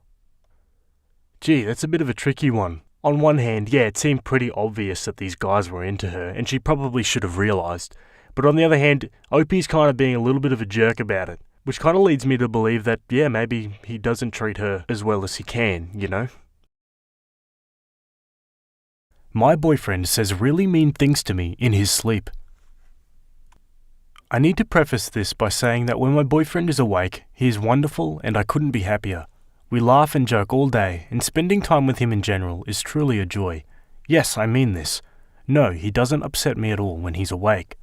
Also, for some background, he works night shifts at a job he really hates, so when he comes home, he likes to just relax, unwind, usually with whiskey or beer. Typically we cuddle or I massage his back and legs until he's drunk enough to fall asleep. Edit. He doesn't need alcohol to fall asleep. I worded this wrong. He can fall asleep fine without it. I just meant that the alcohol makes him fall asleep quicker than usual. I have insomnia, so I usually end up staying awake for a while after he falls asleep. I'm also really sensitive to aggressive tone of voice due to some past trauma. He only really talks in his sleep if I shift too quickly, or try to move him over a little bit if I have no room on the bed, or if I move the blanket too much and it disturbs him. He usually snaps at me saying, "Quit frickin' moving," or "Can you please frickin' stop," or "Oh my frickin' god."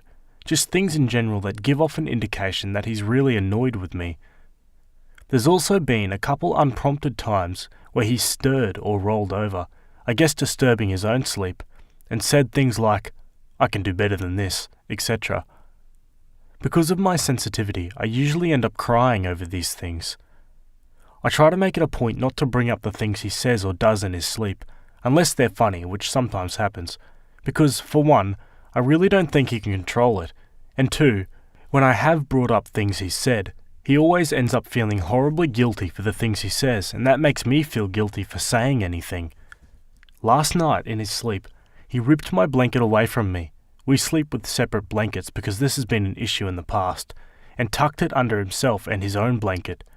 It was really cold in the room, so I tried to take it back, but he grabbed my hand and shoved it away. I didn't want to have to wake him up, but he's a lot stronger than me, and no matter what I tried to do, I just couldn't get the blanket back. I shook him gently and kept saying, "Baby, can you please give me back my blanket?" I was met with sleepy grunts, but he still wouldn't give it back. Finally, after a little persistence, he sat up really quickly and yelled, "What do you want? Jesus, you're annoying." I said, "I just want my blanket back, please." He shoved it towards me and nearly knocked me off the bed, and then instantly laid back down and started snoring. I didn't sleep at all last night because of this. It's really eating at me. I really don't want to be annoying to him, especially when he's trying to rest after work, but I also don't know how I can keep putting up with this. Part of me wonders if he actually means any of the things he says. When he woke up this morning, I couldn't bring myself to say anything about it, but I also couldn't look him in the eye. I guess my question in this is, am I being too sensitive? Should I bring this up to him? I don't know how much that would accomplish because he usually has no recollection of it and doesn't know how to control it. What can I do to keep my sensitivity from affecting our relationship and the way I see him and myself? And now let's go straight to some comments. That's so weird. I really don't know what to make of it. However, you should definitely keep talking to him about this, maybe even seek medical help, because there is something going on during his sleep. One thing for sure, this is not your fault. You're not being annoying. You just want to sleep comfortably without being cussed at. So don't feel bad about this. Don't feel bad about laying this on him, because he is causing it. Whether consciously or not, he is causing you a lot of pain, and that needs to be fixed. And you can't fix something you don't really know is going on. This sort of extreme hostility whilst asleep can be a symptom of hyperarousal, i.e. stress, pain, anything that causes too much adrenaline or cortisol in the blood. I've known people who did it and were genuinely mortified and deeply apologetic for their behaviour, but couldn't stop it, and ones who were happy to use it as a convenient excuse for their crepe hawk tendencies. I hope that is not the latter. Maybe see if sleeping apart works for you. He gets the Murphy bed, you stay in the real one, to get you some rest as well, and ask him to investigate what's going on. If it's a real problem that he wants to fix, he'll probably want to get help so as to not hurt you. If he's just being an asshole, he'll probably push back and insist that you should keep sharing a bed. You're definitely not the problem here. You're not being annoying. You're in a difficult and terrible situation. First, it's not you. An unenjoyable and unfulfilling job, plus you, plus a splash of alcohol, and mixed together with unconscious equals nonsense. Yes, you are the target, but that's because you fill a big part of his brain. A sleepy brain is a stupid brain, and not co-sleeping may need to be discussed. And now let's jump to an update. First, I'd like to address the comments accusing my boyfriend of being an alcoholic, being abusive, accusing me of lying about how happy I am in the relationship, or claiming he wasn't actually asleep during this and wanted an excuse to abuse me. Y'all are, and really I cannot stress this enough, freaking crazy. What a leap. He functions just fine without alcohol, and I've seen him go weeks without it. He doesn't need alcohol to fall asleep. He drinks after work because that's how he likes to unwind, the same as one might go to a bar on the weekend. And for those of you with anecdotes about how your parents started off like this before leading into full-on abuse, I am deeply sorry that you endured that, and I wish healing on all of you. But that's not what this is. I've known my boyfriend for 10 years. He doesn't have an abusive bone in his body. On to the update. Shortly after I made this post, I asked him if he thought I was annoying. He said, of course not, and asked me what prompted the question. When I brought up what he did in his sleep, he got very quiet for a short while, and then asked, why didn't you slap the crap out of me? Which made me chuckle quite a bit. He then went on to say that he would prefer I tell him about the things he says in his sleep, stressing that if he crosses a line like that ever again, I have full permission to smack the life out of him. I never would. I asked him if it was a possibility that the alcohol was making his sleep more restless, and he said, maybe, I don't know. I then asked him if it would be a possibility to try going a couple nights without alcohol, and he agreed. Since then, our co-sleeping has been wonderful, restful, and peaceful, except for the night before last. He shook me awake while I was sleeping, and I asked him what was up. Baby, I'll show you. I had no idea what he was talking about, so I asked him. He said, I'll show you. I said, baby, are you still asleep? Yeah, I'll show you. He instantly started snoring again. I must have giggled myself back to sleep. Anyways, I wanted to thank everyone for the kind advice, and we've decided to cut alcohol out before bed, as it seemed to help immensely. Bless. Yeah, looks like they got to the solution of the problem there pretty quickly. Sounds like it was the alcohol. Anyway, let's read a couple comments and then move on to the next update. Yeah, it's quite possible it's the alcohol. When I drink before sleep, I usually have the worst time as well. Heck, last night I had only a measly glass of wine and ended up waking up 4 times and having some dumb butt dream about my cat running away. This was a wholesome update. He sounds like an absolute sweetheart. I'm happy you're getting some rest again. Now for the final update. Hi, it's me again. Going back and reading these posts was insanely difficult. I want to kick myself for how deep in denial I was. Everyone in the comments was telling me that my boyfriend is an alcoholic, and I fought so hard against that. But it was true. A few months after my last post, I had an epiphany moment. It was 3 a.m, and he was drunk. He begged me to make him a pot of spaghetti because he liked the way I cooked it. I asked him if he would strain the pot for me, because the pot we had didn't have thermal safe handles, or whatever they're called, and I often would burn myself trying to do it on my own. He grumbled for a bit and said fine, but after less than 5 minutes he said he was going to hang out in our bedroom. I begged him not to, because he would fall asleep, and trying to wake him when he falls asleep drunk often became a nightmare of verbal abuse. He insisted he wouldn't fall asleep, but lo and behold, he did. I thought to myself, great, now I get to choose between burning my hands or being berated until I cry, all over a pot of frickin' spaghetti. I chose to burn my hands. I angrily made myself a plate and put the rest in a Tupperware, and reality hit. I'm just like my mum. My mum has been with an alcoholic for 13 years. He is awful to her in so many ways, but she puts up with it because A, she feels like she can't do any better, and B, she believes it's her duty as a wife to just deal with it quietly, and I was falling down the same path. I thought that if I could just grin and bear it, he'd see how much I love him and how much I do for him, and realise that he needs to put in the same effort. Boy howdy was I frickin' wrong. I took off to a friend's house for the night, and he panicked when he woke up in the morning and I wasn't there. He called me, crying, begging me to return. I unleashed all my feelings in return, and in more words told him that I didn't have much of an incentive to return, and how could I know that he'd do better? His tears turned to anger, and he screamed down the phone. It was terrifying. I ended up going back home to collect some things, and told him that I needed to separate from him because I didn't know how to help him anymore, and as deeply as I loved him, I couldn't stay and watch him kill himself any longer. I'll never forget the look he gave me. It was like I'd kicked him in the stomach. I stayed with my friend for a month or so, with little to no contact with him. I ended up having to return to collect the rest of my stuff, and I noticed something strange. He had always been kind of a slob, leaving empty beer and liquor bottles on the floor beside his bed, but when I returned, by the side of his bed were only tea, soda, and water bottles. His face was less sunken, and he didn't smell like beer at all. When he went to the bathroom, I took a sneak peek in his garbage can just to be sure. It was full, but there were no signs of anything alcoholic. He caught me peeking and asked what I was doing. He then told me he hadn't touched alcohol since the day I left. I was shocked. We ended up sitting and talking for a while. He said being sober was hard, and he had the shakes all the time, and he missed me. I missed him too. I've been infatuated with him since I was 13. Those feelings weren't going away anytime soon.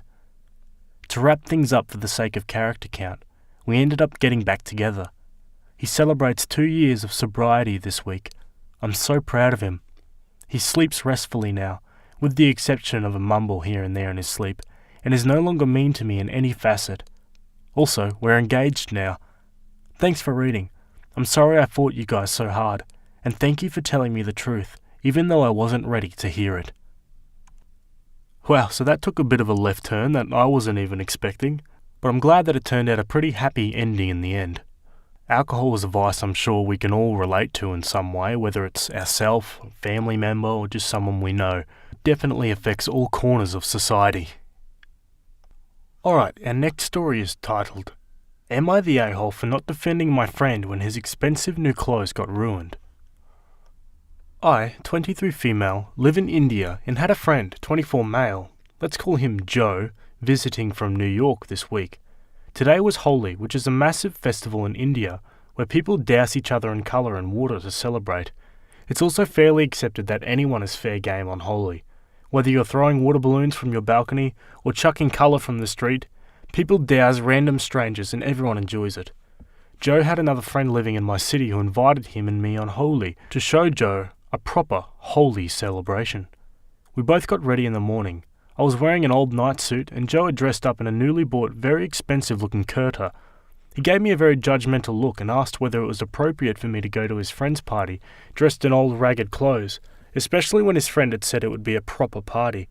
I laughed and explained that not only were we going for a Holi party, but he would also have to walk on foot to reach the friend's house, and whatever clothes we were wearing were bound to get ruined. Joe still looked a bit annoyed, but didn't say anything further. Cut to 20 minutes later, and we got out of the car and began the short 5-minute walk to Joe's friend's house.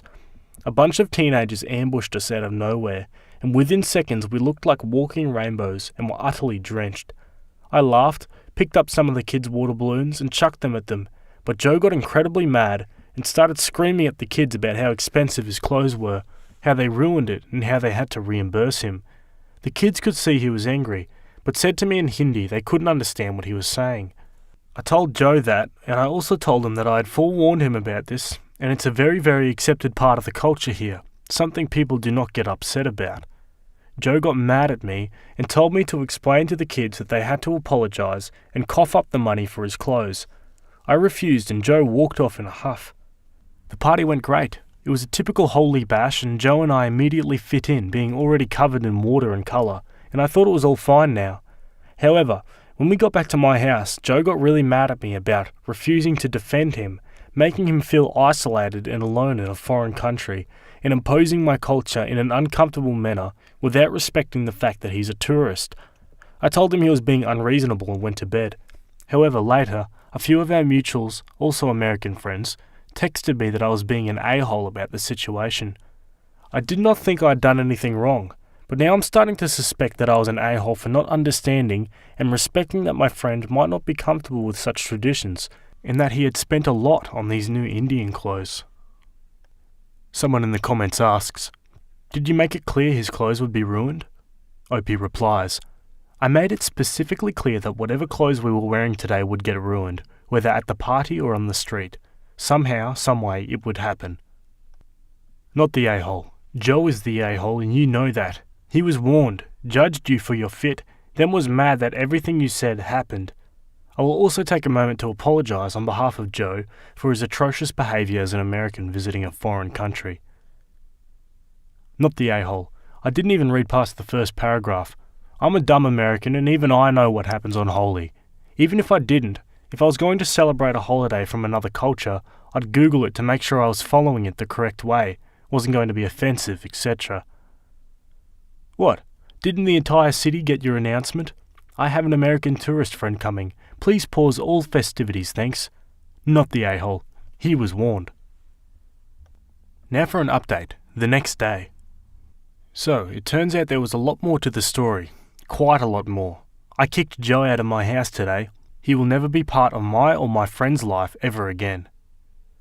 I made a group with everyone besides Joe, and as soon as I started texting them, it was clear Joe had fed them utter nonsense. He told them that I had pressured him into going shopping, telling him that wearing ethnic clothes was a necessity, and not only had I taken him to a very high-end brands, I'd pushed him to buy the most expensive items. I immediately clarified the situation to my friends, and that's when a much darker truth began to emerge. We are a group of about 10 friends who met at university in the States, and are a very diverse group. Indians, Brazilians, Chinese, Nigerian, Spanish, American, etc. We also became friends over a shared love of travelling and committed to visiting each other's home countries after graduation. Post-graduation, we were fortunate enough to all land really high-paying jobs, and travel was the hobby we chose to use our surplus income on. The difference was, Joe and Cameron, who had, let's just say, very extensive trust funds waiting for them. So while we all travelled quite a bit, it was Joe in particular who travelled the most.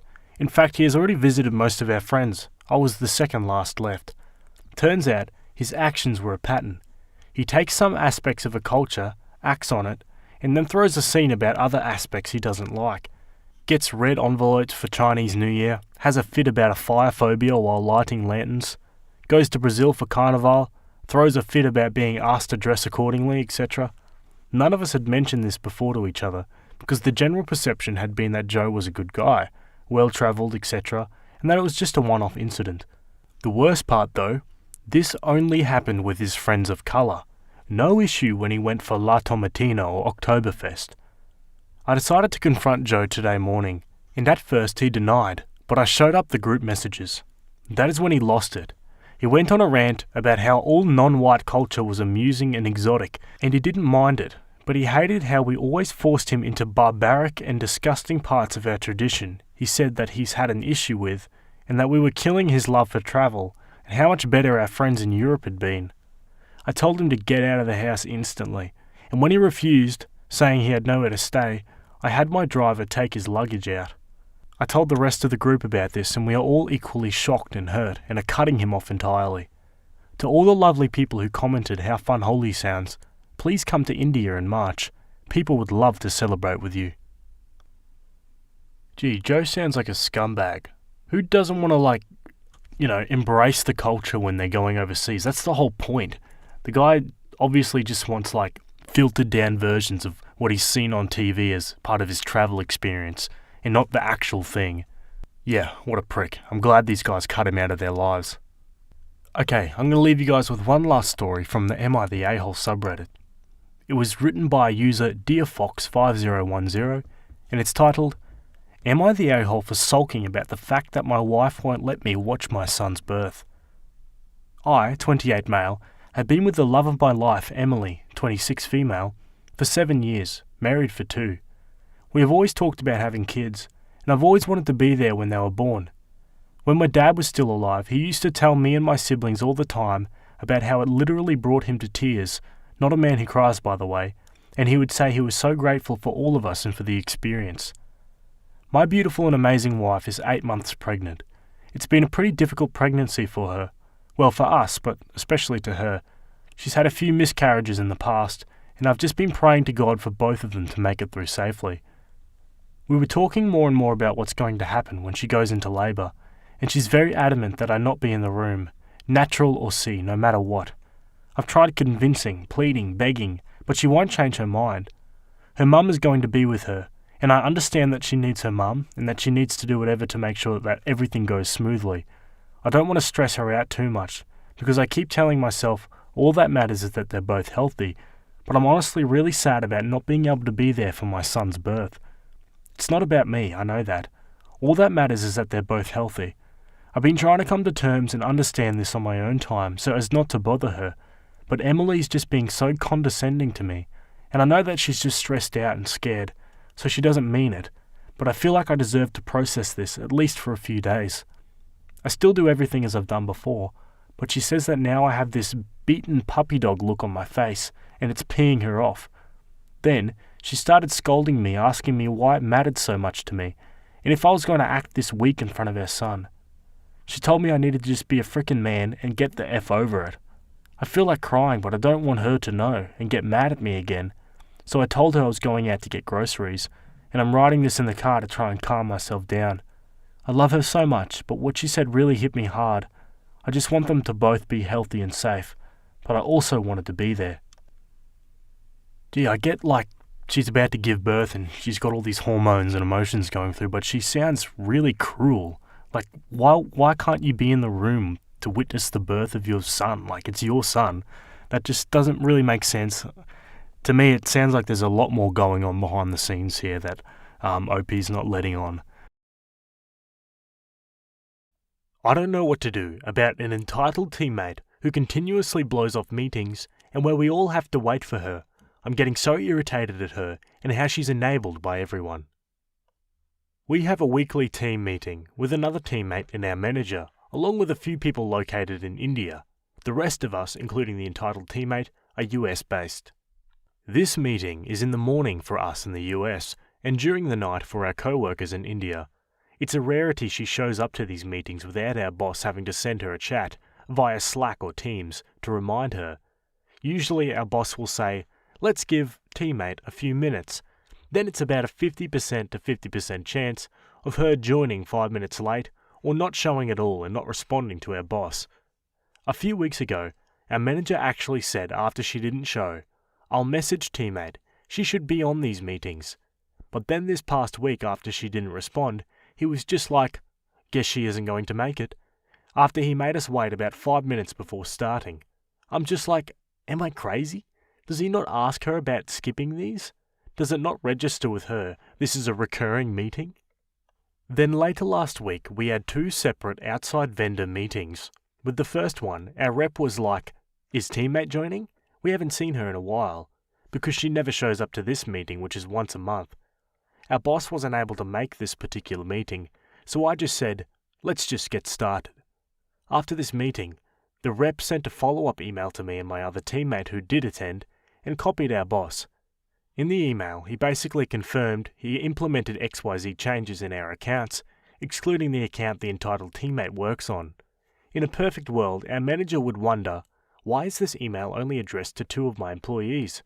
Why is teammate not on here? Why was her account not included on this? But sadly, I don't think he has the skills to access and determine that. However, this teammate actually showed up to the second vendor meeting later in the day. This meeting is one that our boss's boss sometimes attends. I think she only goes to meetings where upper management is there, so it looks like she's working. Ugh. It's been 2 years of this, and I've had it. She is so entitled and complains how she deserves a huge raise and how she's so experienced, and yet she can't do basic tasks without trying to get me or our other teammate to hold her hand through it. I'm sick of everyone enabling her, and I'm sick of her entitled attitude. She makes careless mistakes and she is lazy. So what should I do? It's not my place to tell my boss to do his job and manage her, or ask him, can teammate actually respond to the meeting invites? Because we always have to wait for a few minutes for her to show, which is usually after you have to remind her. He can get defensive and I think he would think I'm criticizing him, but would something like, can we get started? We're all here on time, after my boss says, let's give her a few minutes, be okay? Or something like it? I want to indirectly be like, we're all here on time, we shouldn't wait for someone who's always so inconsiderate. Should I also reach out to my other teammate to see what he thinks about it? I've stopped helping her, but he immediately helps her out every time. Okay, now let's look at the comments. Stop helping her in any way and pass along the word to anyone else who is doing her job for her. It needs to quit, and she needs to fail hard so your company can dump the dead weight. It does not matter if it's outside of her work hours. It is a scheduled meeting that she is supposed to be in. Let your boss know that when he isn't in the meeting, neither is she, and it's especially bad when it's a meeting that is directly involved with her. Also, maybe let the boss know that X number of people sitting in on a meeting and wasting time waiting for someone is wasting money, and it's disrespectful to the people who attend the meeting on time. If she shows up, then she can be brought up to speed, or someone can email her. Other than that, the meeting should start on time. If that can't be achieved, then what is the point of having a meeting time when people can just show up when they feel like it, or even not show up at all? Before boss has a chance to say, let's give her a few minutes, would you be able to say, should we get started and boss can tell her about the meeting later, without getting yourself in trouble? Boss would get tired of it real quick. I would recommend not calling him out in the group if he gets defensive. If you have another ally in management or a valued colleague who could also bring up this concern, that would be more effective. If you privately say, I notice that sometimes we hold the meeting for latecomers who sometimes don't even show up at all. I don't think this is the best use of everyone's time. Can we agree to start meetings on time so the people who are there can get started as scheduled? That might be better. Don't mention her name. Yes, she's a cad and a terrible coworker, but you're not managing her. I would take her out of the equation even if she is the issue. I would recommend you look at askamanager.org, which has tons of Q&A about all kinds of workplace conundrums. Alrighty, let's jump to the update.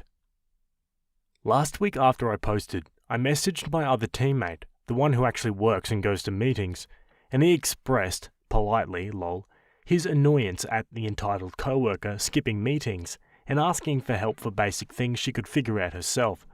I told him that while I can't tell him what to do, he's under no obligation to help her, and that she's been paid to do her job, and she's too dependent on us. He didn't outright say he wouldn't help her anymore, but I'm hoping he won't. Yesterday, during my one-on-one with my boss, I asked him if, out of respect for everyone's time, if we could start meetings on time, since some latecomers don't even show up. He asked which meetings, and I told him the 2 recurring meetings and that entitled coworker doesn't even show up to the 3rd recurring meeting. And I feel put in an uncomfortable position because the account rep keeps asking if entitled coworker will join. Get ready, lol. He agreed, and then said it's other meetings it happens with her too. He mentioned that he's gotten messages from other people in the company asking where entitled coworker is because she's not responsive, and that he's talked to her about it. Then he also mentioned how the late thing, how in other company meetings, other people will show up 10 minutes late too, which is still kind of BS to me. But her behaviour has been going on the entire time she's worked here, more than 2 years, and I don't know how long he's talked to her about it, but the fact that it's still a problem, I'm assuming 1, no consequences will actually happen, and 2, she's not on a PIP. We had one of our recurring team meetings this morning, and she actually showed up on time. However, when our boss started about a year ago, entitled coworker kept up with meetings for about a month, then skipped them again. She's not going to change, and why should she? No consequences. Even in the team meeting today, she brought up something where I thought, why haven't you been doing this past quarter? What do you do all day? If my boss was actually decent, he would have recognized this. Ugh. But I feel a lot better after I talked to my good coworker and boss. There's a lot of other stuff too, but yes, I'm trying to find a new job. It's been difficult though. Alrighty folks, that's the end of that one. Gee, anyone else have a coworker like that? I can think of a couple. Do you ever just look at someone you've been working with for years and think to yourself, What do they actually do here? I feel like it happens pretty often. Either way, let me know what you guys think about that one, and we'll jump to our next story. Okay, this next one is from the True Off My Chest subreddit. It was written by user Cautious Rabbit, and it's titled, My Boyfriend's Friends Pretending to Kidnap Me for a Proposal. I am trembling and just created this alt account because my main has a lot of details about me that would make it easy to trace back. A week ago my boyfriend told me he had a camping trip planned with his friends on Friday, today. He said he would have no service and he'll see me on Monday. He messaged me at 5 AM this morning and told me they're hitting the road. Around 8, I went for a run like I usually do on Fridays. I have one headphone in while I do because I was on a work call. While I was running, I noticed an SUV that kept popping up. In hindsight, it looked just like my boyfriend's childhood friend's car. I sent a message to my sister saying to stand by and shared my location. Right after sending the message, I looked up and the SUV was right beside me and someone jumped out and grabbed me. It happened so fast, I even dropped my phone on the pavement. I was pulled into this car and I could tell there was at least 2 masked guys in the back before they covered my eyes. In hindsight, they had cartoonish ski masks and black gloves on. I freaked out and resisted like crazy, screaming and kicking. All I could hear was these guys laughing, and I could feel one of them holding me down by my arms behind me, and the other was holding my legs down at the knees. I don't know how long I was in there, but I keep begging them to let me go and crying. I even admit I peed on myself, but I don't think they noticed until we arrived at the house. They pulled me out of the car, and I was screaming for help until I was pulled into a house.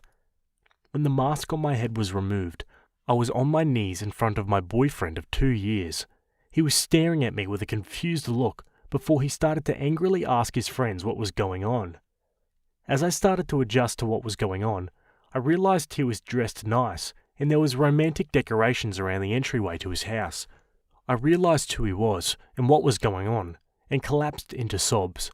I probably had a 5-minute panic attack in that car on my way there and another one sitting in the entryway to his house. I was sweaty, wearing soiled yoga pants, flushed with fear, scared for my life. That was all about an hour or 2 ago. My boyfriend took me upstairs and was going to help me get showered and changed, but I wanted to do that alone. I heard yelling and commotion downstairs while I showered, but I don't know what is going on. I'm sitting in his room now, holding my shattered phone after crying to my sister about what happened. She lives 1.5 hours away, but is speeding over to get to me now. I can't stop thinking about what happened, and even though I know now I was never in any danger, I don't think my brain can comprehend it. They were snickering and teasing me in deepened voices about what they were going to do to me. The one that was holding my legs down kept caressing my thighs up and down into the inner area. When the car would brake, his face kept falling into my chest. I don't even know who that was. I just know one of them sounded unsure and kept trying to defuse the situation, but I think it was the driver. Now for some relevant comments. On people discussing whether the boyfriend was involved. Opie says, I agree with you. Sorry I'm in and out right now. My sister is almost here and my boyfriend wants to talk, but I asked for space so he's making tea and waiting for me to open the door or come downstairs. I don't think he knew how they were going to do it, but I wouldn't be surprised if he used the words kidnap and they took it too far. He's never given a red flag before, but if his friends are crazy like this, I need to reevaluate him too. I'm not sure and I don't want to immediately talk to him. I think I'm feeling traumatized or something because I just can't physically talk to anyone except my sister. On if Opie's boyfriend is from a culture where something like this is more common. Opie says, No, he's ethnically from the Middle East and I'm from Eastern Europe. Very similar backgrounds actually. We both were born and raised in America. We are both culturally and socially very Western and American. A commenter asks if Opie could possibly stay with her sister and get some space from the boyfriend. Opie says, I don't live with my boyfriend, so either I will stay with my sister a city away, or she'll stay with me tonight. And some more comments. Love, that was not okay, and you are allowed to be not okay too. You were actually assaulted. The guy who was touching your thighs, actually assaulted. The grown men who picked you up, isolated you from help, and took you to a second location, actually kidnapped.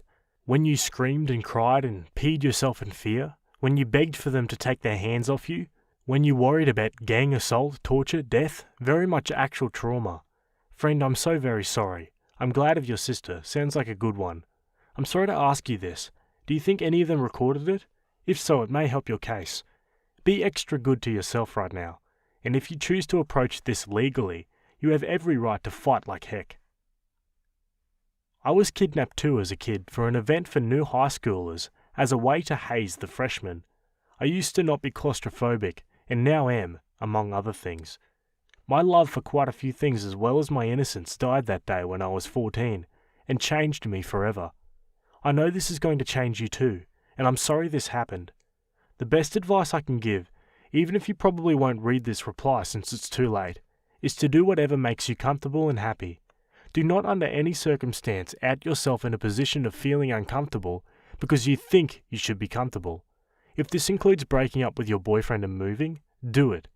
I stupidly listened to my parents and went back to the event thing, and it just made it worse, I feel, because everyone but me was having a good time, and I'm like, we were all freaking kidnapped. How are you not fazed by this? Apparently no one else was actually kidnapped. They just told them to get in the car for an event. If you need to reach out, feel free. F any sort of kidnapping as a joke. I rarely comment on this sub, but I feel like I need to for this one. Former crisis worker here that is well versed in trauma and trauma response. The part of your brain that kicks in when you're in a situation where you think you might die or be seriously harmed doesn't care if later on you find out the situation was not as dire as you thought. One of the criteria for PTSD, which I hope you don't develop but just want to illustrate my point, is to have been in a situation where you think you might die, not that you actually might have died. I wanted to point this out because I worry people will try to discredit what you went through since it was just a joke.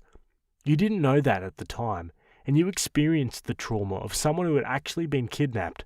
Edit, you were kidnapped. I meant by someone unknown to you. Second edit. Holy crap, y'all, I meant actually the serial killer crap. I'm sure she thought it was at the time. I misspoke. Please stop getting mad.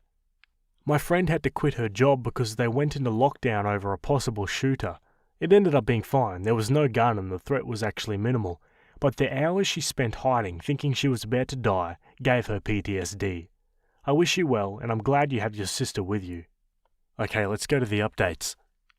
Update 1. My sister arrived. She wants to take me to the police station now. I haven't spoken to my boyfriend yet, but I think there's more to this story than he knew about. I'll have to log off for a while. Thank you for the support in the comments. Update 2. Posted 5 hours later. I'm working with police now. This is going to be investigated as a false imprisonment if I press charges. My sense of time was so warped. From where I was picked up to his house was about 7 or 10 minutes in the car. It felt like way longer than that. As for the friends, the driver was his childhood best friend who I actually get along with well. He was in tears when he voluntarily arrived at the police station for a statement. The other two were friends from his athletics class that he started attending a few months ago. It seems like the two guys I didn't know wanted in on what was otherwise supposed to be something more innocent. The original plan was for them to pop out of his car in their funny kidnapping attire and hand me a letter that explained I was being summoned by a boyfriend and resistance is futile. Seems like the plan changed as the two new friends wanted to shake me up a bit more and make it feel more real. Update 3. I've had time to calm down and long talks with my sister. We're going to meet up with my ex-boyfriend for dinner tonight. He's been respectful of my request for space, but has been emotional whenever he thinks about what I went through this morning. His best friend contacted me repeatedly, apologizing for allowing it to get that far, but I asked for him to stop and he did. The best friend's fiancé reached out and has been supportive and apologetic too. I'm astounded at the support I've received here and wish I could thank each of you individually. I've never had anyone other than my sister and boyfriend care for my mental well-being like this. Reddit is a very kind place sometimes. And now for the final update. Hello. I apologize for going MIA. I saw my story posted on Best of Redditor updates, so I finally logged back in. I have a lot I wish I could tell you all, but unfortunately due to my legal consultation, it's best I keep a lot of it private. In short, I'm healing. My now fiancé had a private proposal with me last week. We had many tough conversations, and his responses to everything reminded me how safe and loved I am by him. He didn't ask for or endorse that type of plan. I've learned that the two friends whom I didn't know were highly influenced by YouTube pranksters and social experiment channels. Also, one of them let us know he's on the spectrum and apologised for his part. I think that's all I can share for now. I'm only consulting right now and may not press charges. Thank you so much for all the kindness and support. Opening my inbox today warmed my heart incredibly. Edit. There are a lot of people who disagree with me staying with my fiancé. I'm sorry, I couldn't explain in detail how confident I am in him throughout this. Please read carefully before passing judgments, and I'm sorry I couldn't please everyone with my decisions. But after further response, I think pressing charges is the best course of action. Maybe I'm a bit too tender-hearted, but I didn't want the former best friend to get some flack too. But it seems he has to. Wow, what an intense situation that was. Let me know what you guys think about that one. Seems crazy how far they took it, and yeah, I think OP has every right to take them to court about it. Either way, let me know what you guys think, and we'll jump to our next story. Okay, for this last one, we're on the Am I the A-hole subreddit. This one was written by user Severe Discipline 739, and it's titled, Am I the A-hole for not letting my son see his biological dad? My wife and I adopted our son Adam, 13, right after he was born. My sister had drug issues, and his biological dad signed away all custody. My sister is MIA to the family most part, and Adam knows of her. His biological dad was imprisoned about 10 years ago, and his whole family is messed up. Bio just recently released from prison, and his caseworker wants him to meet our son and have a better connection with him. He signed away custody, and I said no. My wife agrees. Our son is sensitive and does well in school, and will be attending a private science and STEM-focused high school. He's top of his class, enjoys music and video games, and wants to be an engineer or composer. I do not want some man fresh out of prison to try to create a selfish bond with my son. Bio's caseworker insists he's clean and wants to be involved in Adam's life. I said if he genuinely cared about my son, he'd leave well enough alone until my son was an adult. I don't think being released from prison early is enough to merit him a relationship with Adam, and I'll spend all my money on lawyers to make sure it doesn't happen. The caseworker said I was a jerk for not giving a man a second chance at happiness, but I'm not disrupting my son's life over this. I'm having doubts on if my daughter is biologically mine and don't know if I should take a paternity test and risk my marriage. I'm new to Reddit, but I'm currently in a tough place and need an outside perspective. Me and my wife of 3 years have a baby girl. She's 2. They're my world, and honestly I've been beating myself up even having these thoughts, but recently I've doubted if she's really my biological daughter. We have similarities, but there are certain things that have me second guessing. My wife and I both have green eyes. I'm mixed, and she's Italian and American. My baby has brown eyes. I know it's possible for 2 green-eyed parents to have a brown-eyed baby, but I've read it's rare. A few years back, I had to travel for work, and I had my suspicions of my wife cheating, but the thought alone brought me to tears. I discussed it with her, and she assured me she was loyal to me.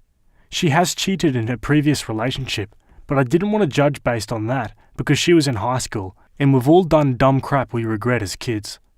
I've discussed my concerns with her, and to say I caused an argument would be an understatement. She got extremely upset and asked me how I could insinuate that she would ever cheat on me or that my baby isn't mine. I've spoken to her in the past about my doubts, and she told me she would never cheat. I brought it up again and said I had my doubts but I'll drop it, and apologised. She got very defensive and started crying, saying, "I guess you want a paternity test since you don't believe me." I said no, but after speaking with my family about it, I think I may want one just to clear my mind. If she's mine, I'll hate myself for ever being doubtful, but if she's not, I still haven't thought about the consequences that could bring. She's my daughter, and I love her no matter what, but what will that do to our marriage? This has caused me so much internal conflict, and I've spent nights crying, thinking I could be making the biggest mistake of my life. If anyone has any advice or has been in a similar situation from mine, or my wife's perspective, it would be greatly appreciated. Alright, let's jump straight into the comments. Here's a big one from Kale Tyre. Okay, my advice? Take 3 steps back. I understand your doubts. They might be valid, but when focusing on just eye colour, you have about a 25% chance of that happening. A lot of other factors come in, but it's a ballpark. That's the same as flipping heads twice in a row. Happens all the time. First, Before you do anything, decide what you would do if the child isn't yours. Are you actually leaving, or would you stay regardless? There was a story on Reddit lately from a mother-in-law that did the testing for the couple, and it broke the guy's heart because it was an SA baby and he really didn't want to know, so he could keep pretending it was his. If you stay regardless, I can imagine it being worse if you would know she isn't yours. Leaving would be a valid choice, let's get that clear. However, you need to decide before you do the test what the results will mean for you, because knowing may hurt you more than not knowing. Second, get couples counselling. Recently heard a story where after a good talk through a therapist, both partners were on the same page and got the test. Where your feelings are valid, so are your wife's feelings. And finding a middle ground while both coming from a place of hurt is almost impossible. Third, if you really can't live without knowing, and you can't find a middle ground on this test, your relationship is already over. You will either resent yourself for not pushing, your partner for not agreeing, or she will resent you for doing it anyway. Resentment is a top indicator. If I recall correctly, even the number one indicator for a failing relationship. Realize now if you really need that resentment in your life, in whatever shape, and act accordingly. But if you are ending the relationship anyway, might as well get the test through a court before paying child support. Alrighty now, straight on to the update. I was going to make an update post, but don't know how, so I hope this works. I wasn't expecting to make this update, especially the day after. This conversation with my wife isn't new, but from the point where I made the comment, she's been very cold and threatening our marriage, saying I better not get the test done behind her back, and she also would not allow it to happen at all. I read comments from a lot of women, saying they'd be ticked too either way if the test, positive or negative, came from mistrust, so I thought that was the case. We did have a long conversation this morning. She looked through my phone last night and found the post. That's what sparked the conversation again. She said she was hurt I would keep bringing this up, and I should trust her and leave my insecurities behind. It was a long conversation. A lot of tears and words were said. I offered marriage counselling and dropped the topic of the DNA test. She refused and said it's ridiculous and doesn't want to involve anyone else in our marriage. I read a lot of the comments and stories saying sometimes the guilt will get to them and they'll just confess without needing to do a test. I didn't think that would happen in my case, but it did. She told me that she didn't want this to happen, but she did cheat on me, and my daughter is not mine. She said she wanted me to be the father and loved me and thought this would be her best option. She didn't want me to take a test and find out on my own, which I wish she would have come clean way before. I didn't know how to respond, but asked who the father was because my mind already is making a million assumptions. She didn't tell me, and began crying more, telling me to not hate her and not end the marriage. I didn't say anything again, waiting for an answer. This happened early this morning, and I didn't get an answer until this afternoon. I had to leave for work this morning, so when I came back she had calmed down a bit and was ready to tell me. Her answer was probably the last thing I was expecting. She cried while saying this, but said a few years back when I went on a business trip, she slept with my father, who she ran into on a drunk night.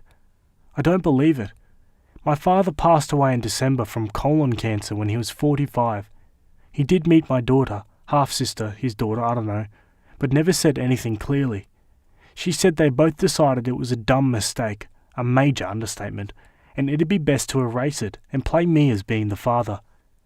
Me and my father never had the best relationship. I grew up with my single mum, but he was present in my life, and when he passed it hurt my family a lot. So hearing this broke me. I'm currently staying with my brother. I haven't spoken about what I've learned with anyone, even him. I don't think I've fully processed, so coming here to write this felt like a good place to get my thoughts out. I didn't say anything after she told me that, and just left after she finished explaining. I don't know where I can even go from here. I don't want to abandon my child while she's technically my half-sister, but do need time to process this.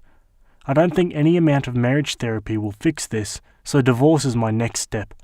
I'm going to seek a therapist for myself and help myself so I can be there for my daughter. Whoa, not your daughter, bro. Why are you ending that on so I can be there for my daughter? That's not yours. You should get out of there ASAP. That's such a crappy situation, and finding out after he's dead as well. Jeez. I get you might feel kind of guilty for just like abandoning this kid and your wife, obviously, but man, no, get out of there. There's no going back from that. I mean, I guess she technically still is your daughter until you get the DNA test and figure it out, but I mean, going by everything, like the eyes and the timing of it all, seems like the chances are pretty small that you're the father. It sounds like we got the real culprit here. Either way, DNA test, find out, leave that woman. Let me know what you guys think. Alrighty, our next story was written by Throw RA Mystery End, and it's titled, I, male 48, had an argument with my wife, female 46, of 15 years, because I don't have any friends or outside interests or influences and don't take an active role in our relationship. We got into a fight because she was saying I don't take an active role in our relationship, planning dates or coming up with fun things to do anymore. I responded that if she wants to do something, all she has to do is ask. She went ballistic, saying she has enough to worry about and does not need to add the idea of making sure we have something fun to do over the weekend onto her already crowded plate. I really get this, and I'm going to work on being more active and coming up with things to do, although I really don't know what yet. When I was confused by this, she said, "Why don't you ask your non-existent friends how they treat their wives? Oh yeah, you don't have any friends because you're boring." That really punched me in the balls. She's right, I don't really have friends. A few co-workers I talk to from time to time, but I don't really have anyone I hang out with. I guess I didn't think it was a bad thing that there is not anything taking me away from our family. Is it such a bad thing that I don't have friends or outside interests? I know she has lots of friends and they are always having coffee and stuff. I never really have been that person, and many times just go and sit by myself. I guess I never thought this is a bad thing. Sorry if my formatting is off. It's hard to write out all I would like to ask, but yeah. Edit. Came back to say I should have just listened to what she was really saying when she asked me to plan stuff. I think really she has said this to me before, but I just did not listen or hear what she was saying. The whole situation escalated when I said if she wants something, she just has to ask. I did not really listen to her in the moment, and that made her angry and lash out. If I really think about it, I don't really think it matters all that much to her that I do or don't have friends, as much as it matters I am active and not being a piece of furniture in her life. I think really, had I just listened to her, she was really saying, "I am sick of asking for attention from you," and my response was more or less, "If you want attention, ask." That is pretty hurtful of me. I do appreciate all the responses. I felt like kind of an idiot after the first response or two, and my brain really clicked in and processed it all. Alright, let's have a look at some of those comments. I've noticed a lot of married men don't have a friend group. I don't think you're alone in that, but are you happy? Based on your post, you sound a little depressed and checked out. I think the not having friends thing and the not taking initiative things are very closely related. They're both symptoms of you feeling emotionally disconnected and a little bit isolated. You can look up the studies for yourself. Most adult men in the US don't have emotionally fulfilling relationships with people other than their spouses. But women have large social circles and regularly receive emotional support from those friends. Men aren't really raised to learn how to cultivate and maintain friendships the way women are, and often when men do have friendships, it's just with other guys who will just watch sports together, etc., not actually connecting. This means that those isolated men are relying on their wives for 100% of their social lives and their emotional help, but the husbands aren't taking on all that for their wives because her friends do it. My parents are just like this. They're both retired and my mum has lots of friends who she enjoys travelling with, going out to events, volunteering, etc. My dad does not have a single friend. He used to have one, but that guy moved away, so he has literally no one to talk to apart from my mum. That just makes her feel guilty every time she leaves the house to go do something with her friends, because she knows my dad will literally do nothing if she's not there. It's exhausting and I don't know how she puts up with it, to be honest. It's a really sad existence. You may feel happy spending all your time with your family right now, but think ahead a few decades. What is your life going to be like in 20 years? Once you stop working and don't have the social outlet of being around your co-workers, will you have more than one person to talk to? Will you have any hobbies or interests of your own? Or will you follow your wife around like a puppy and make her feel guilty every time she leaves you at home alone? Alrighty, now onto the update. After posting here and thinking on things really long and hard, I planned a night out for my wife. She was really happy with it. Not even what we did, just that I did it. She did cry a little. Later that night, I told her about posting here and showed her the post and replies. She spent about an hour reading them, then asked me to see couples counselling. I agreed, something I'd refused before. She cried again. We scheduled an appointment that happened Tuesday. We talked about the issues. I've been missing that I should be open to my wife, and that it's okay to tell her when I'm feeling upset or stressed from work or other things, that it's a part of relationships to share things like this with each other. I know my wife vents to me often. The counsellor said that by me not opening up, A, I am missing an opportunity to connect with my wife on a deeper level, and B, I'm carrying around a backpack full of crap that I don't need to be hauling. That opening up to my friends or my wife is an important part of life, and I should not feel I need to suffer silently with all that runs around in my head that I don't share. Then we spoke about my apathy about life, that my lack of caring for things and slowly losing interest in one thing after another is a clear sign of depression I should have recognised, and that even though I was going through the motions, that my wife could tell I was off. My wife agreed and said it was like watching me wither away slowly, and since I did not share my feelings or pain, she did not know how to support me. The argument was her fear that I was slowly withdrawing even from her. We did touch on the mental load and house things. My wife said she thinks I do too much, and wished I would just take a day or weekend to be happy and enjoy life. I also had a one-on-one online with a therapist. I was not so hot on that. She was very concerned that I had not recognised the signs of depression, and that it was so clear in my post it was like a neon sign. We talked about things I used to do. She gave me some ideas of ways to make my social circle larger and the need for some connection with others beside my wife. She also pointed out how hurtful it must have been for my wife to know I was suffering and would not admit it or ask or accept help in any way. She called it toxic masculinity and pretty much pointed out how my example on how to husband had been really off, and that being told never to ask for help no matter what or how bad it hurts had probably been the worst lesson someone could give a young boy in this day. We talked about hobbies I once had interest in, and me picking them up again, how I had no one I talked to other than my wife and what good can come from having friends, that I need balance in my life. It cannot be all about my wife and work, that it's okay to have my own experiences too, and that sharing them with my wife will bring some interest back into our relationship. I've got to be honest, the therapist was not to my taste, and when we go to see a counsellor again, I'm thinking of asking for a referral which was offered at the first meeting. Since every therapist, and even my wife, has said depression, I think I need to give it a shot. I guess I was not paying enough attention to myself to even notice I was off, or getting off, or whatever. I don't know. I always thought depression would feel like sadness or darkness.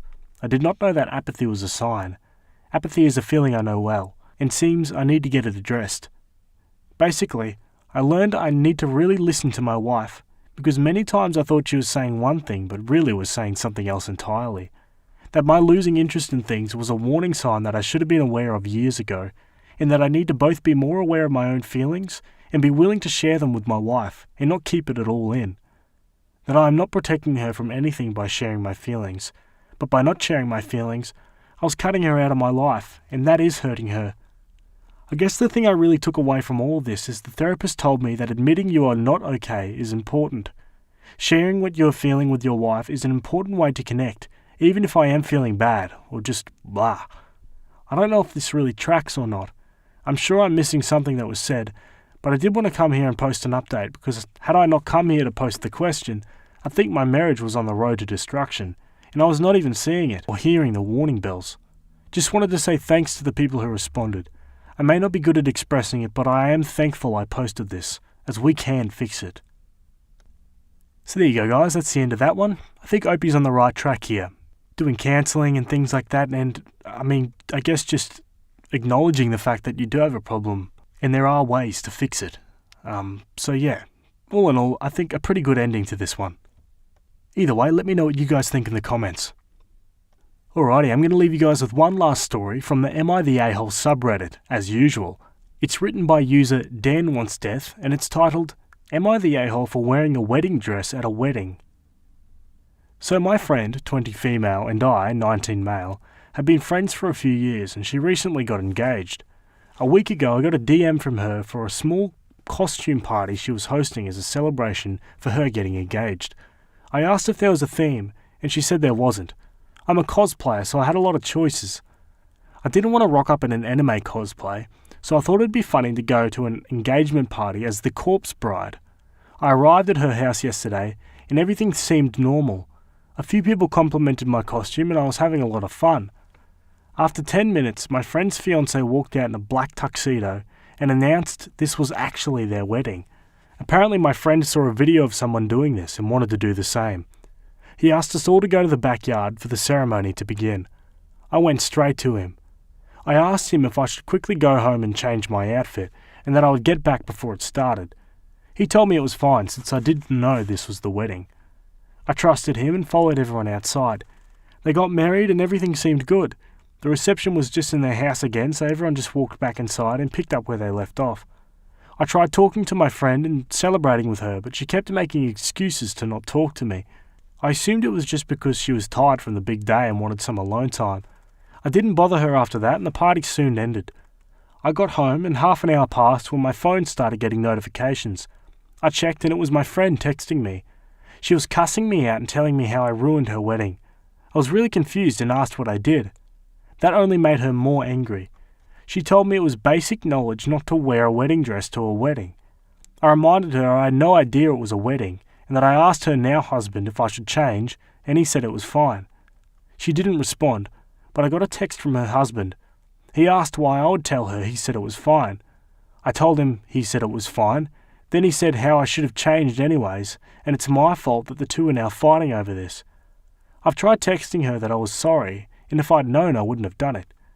I woke up today and saw her and her husband have blocked me on everything.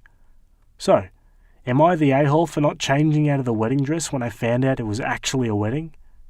Edit. I am a guy. I cosplayed the character Emily from The Corpse Bride and had blue paint all over. I'm also Australian. I've never heard of a costume party meaning fancy. Everyone was dressed up in funny costumes. So there you have it, guys. That's the end of that one. Let me know what you think. Are they the a-hole or are they not the a-hole? Personally, for me, I'm going to go with not the a-hole. I mean, the guy had no idea it was a wedding, and he asked the groom if he needed to change, and to which he said no. So, he's done everything he can at this point. I reckon the husband has tried his best to, shift the blame onto OP here. But it's so petty that they've blocked him and everything like that.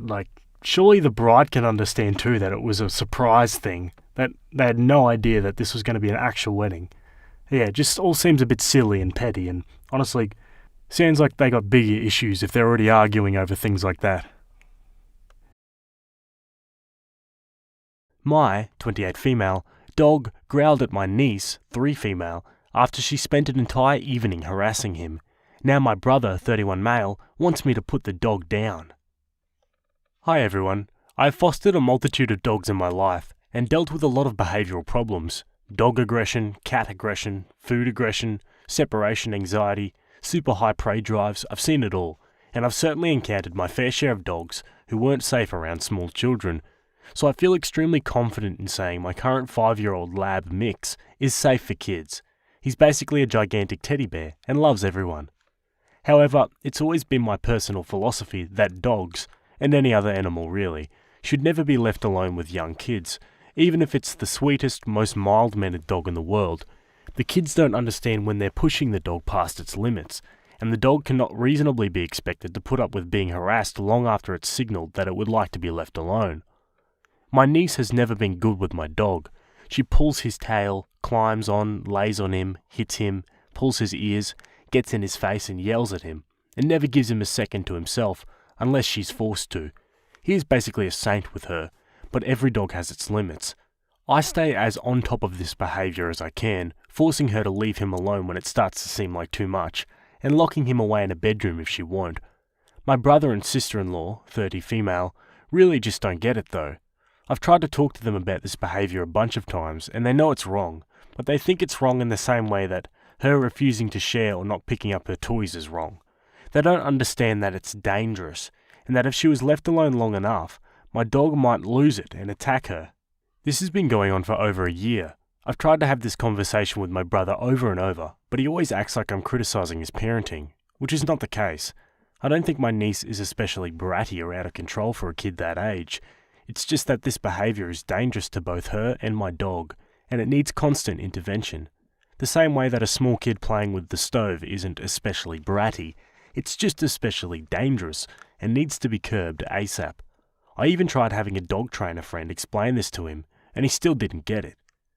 I've tried to come up with excuses for why we can never meet at my house for our family hangouts, but I couldn't think of one the other day, and my brother and niece came over.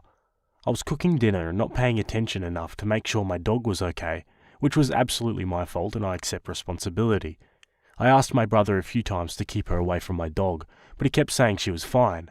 I did move my niece away from him a few times, but I wasn't vigilant enough, and my dog ended up getting to the end of his rope and growling at my niece. I immediately grabbed my dog and brought him into my bedroom. I did not punish him at all. Frankly, I'm glad that he signaled loud and clear that he was uncomfortable. I would never want to discourage him from doing that, because then next time, he'd skip the growling and go straight to attacking. I came out of the room ready to talk with my brother about how this is what I've been talking about, but he was furious, yelled that my dog is a menace who should be put down, and left. I completely understood his reaction. That's his daughter, and he was afraid for her, and nothing else mattered to him. But he hasn't calmed down at all since this happened, and won't talk to me except to say my dog needs to be put down, and he won't be speaking to me until it's done. He's also tried to involve our parents, who said they will absolutely not be getting involved. They know my niece's behaviour with my dog has been a problem in the past. I have not heard from my sister-in-law at all, which makes me think she might agree with me. Knowing her personality type, I don't really think she'd sit out a fight like this if she thought my dog was dangerous. The way I see it, this is solely my fault and my brother's fault. I shouldn't have allowed my niece to harass my dog. I knew what could happen, and I was more concerned about how upset my brother got when I tried to bring it up than I was about my niece's safety. I should have just said my niece wasn't allowed around my dog until she got a bit older and dealt with whatever fallout there was within my family. Similarly, my brother should have kept a better eye on his kid and not been so defensive when I tried to explain the problem.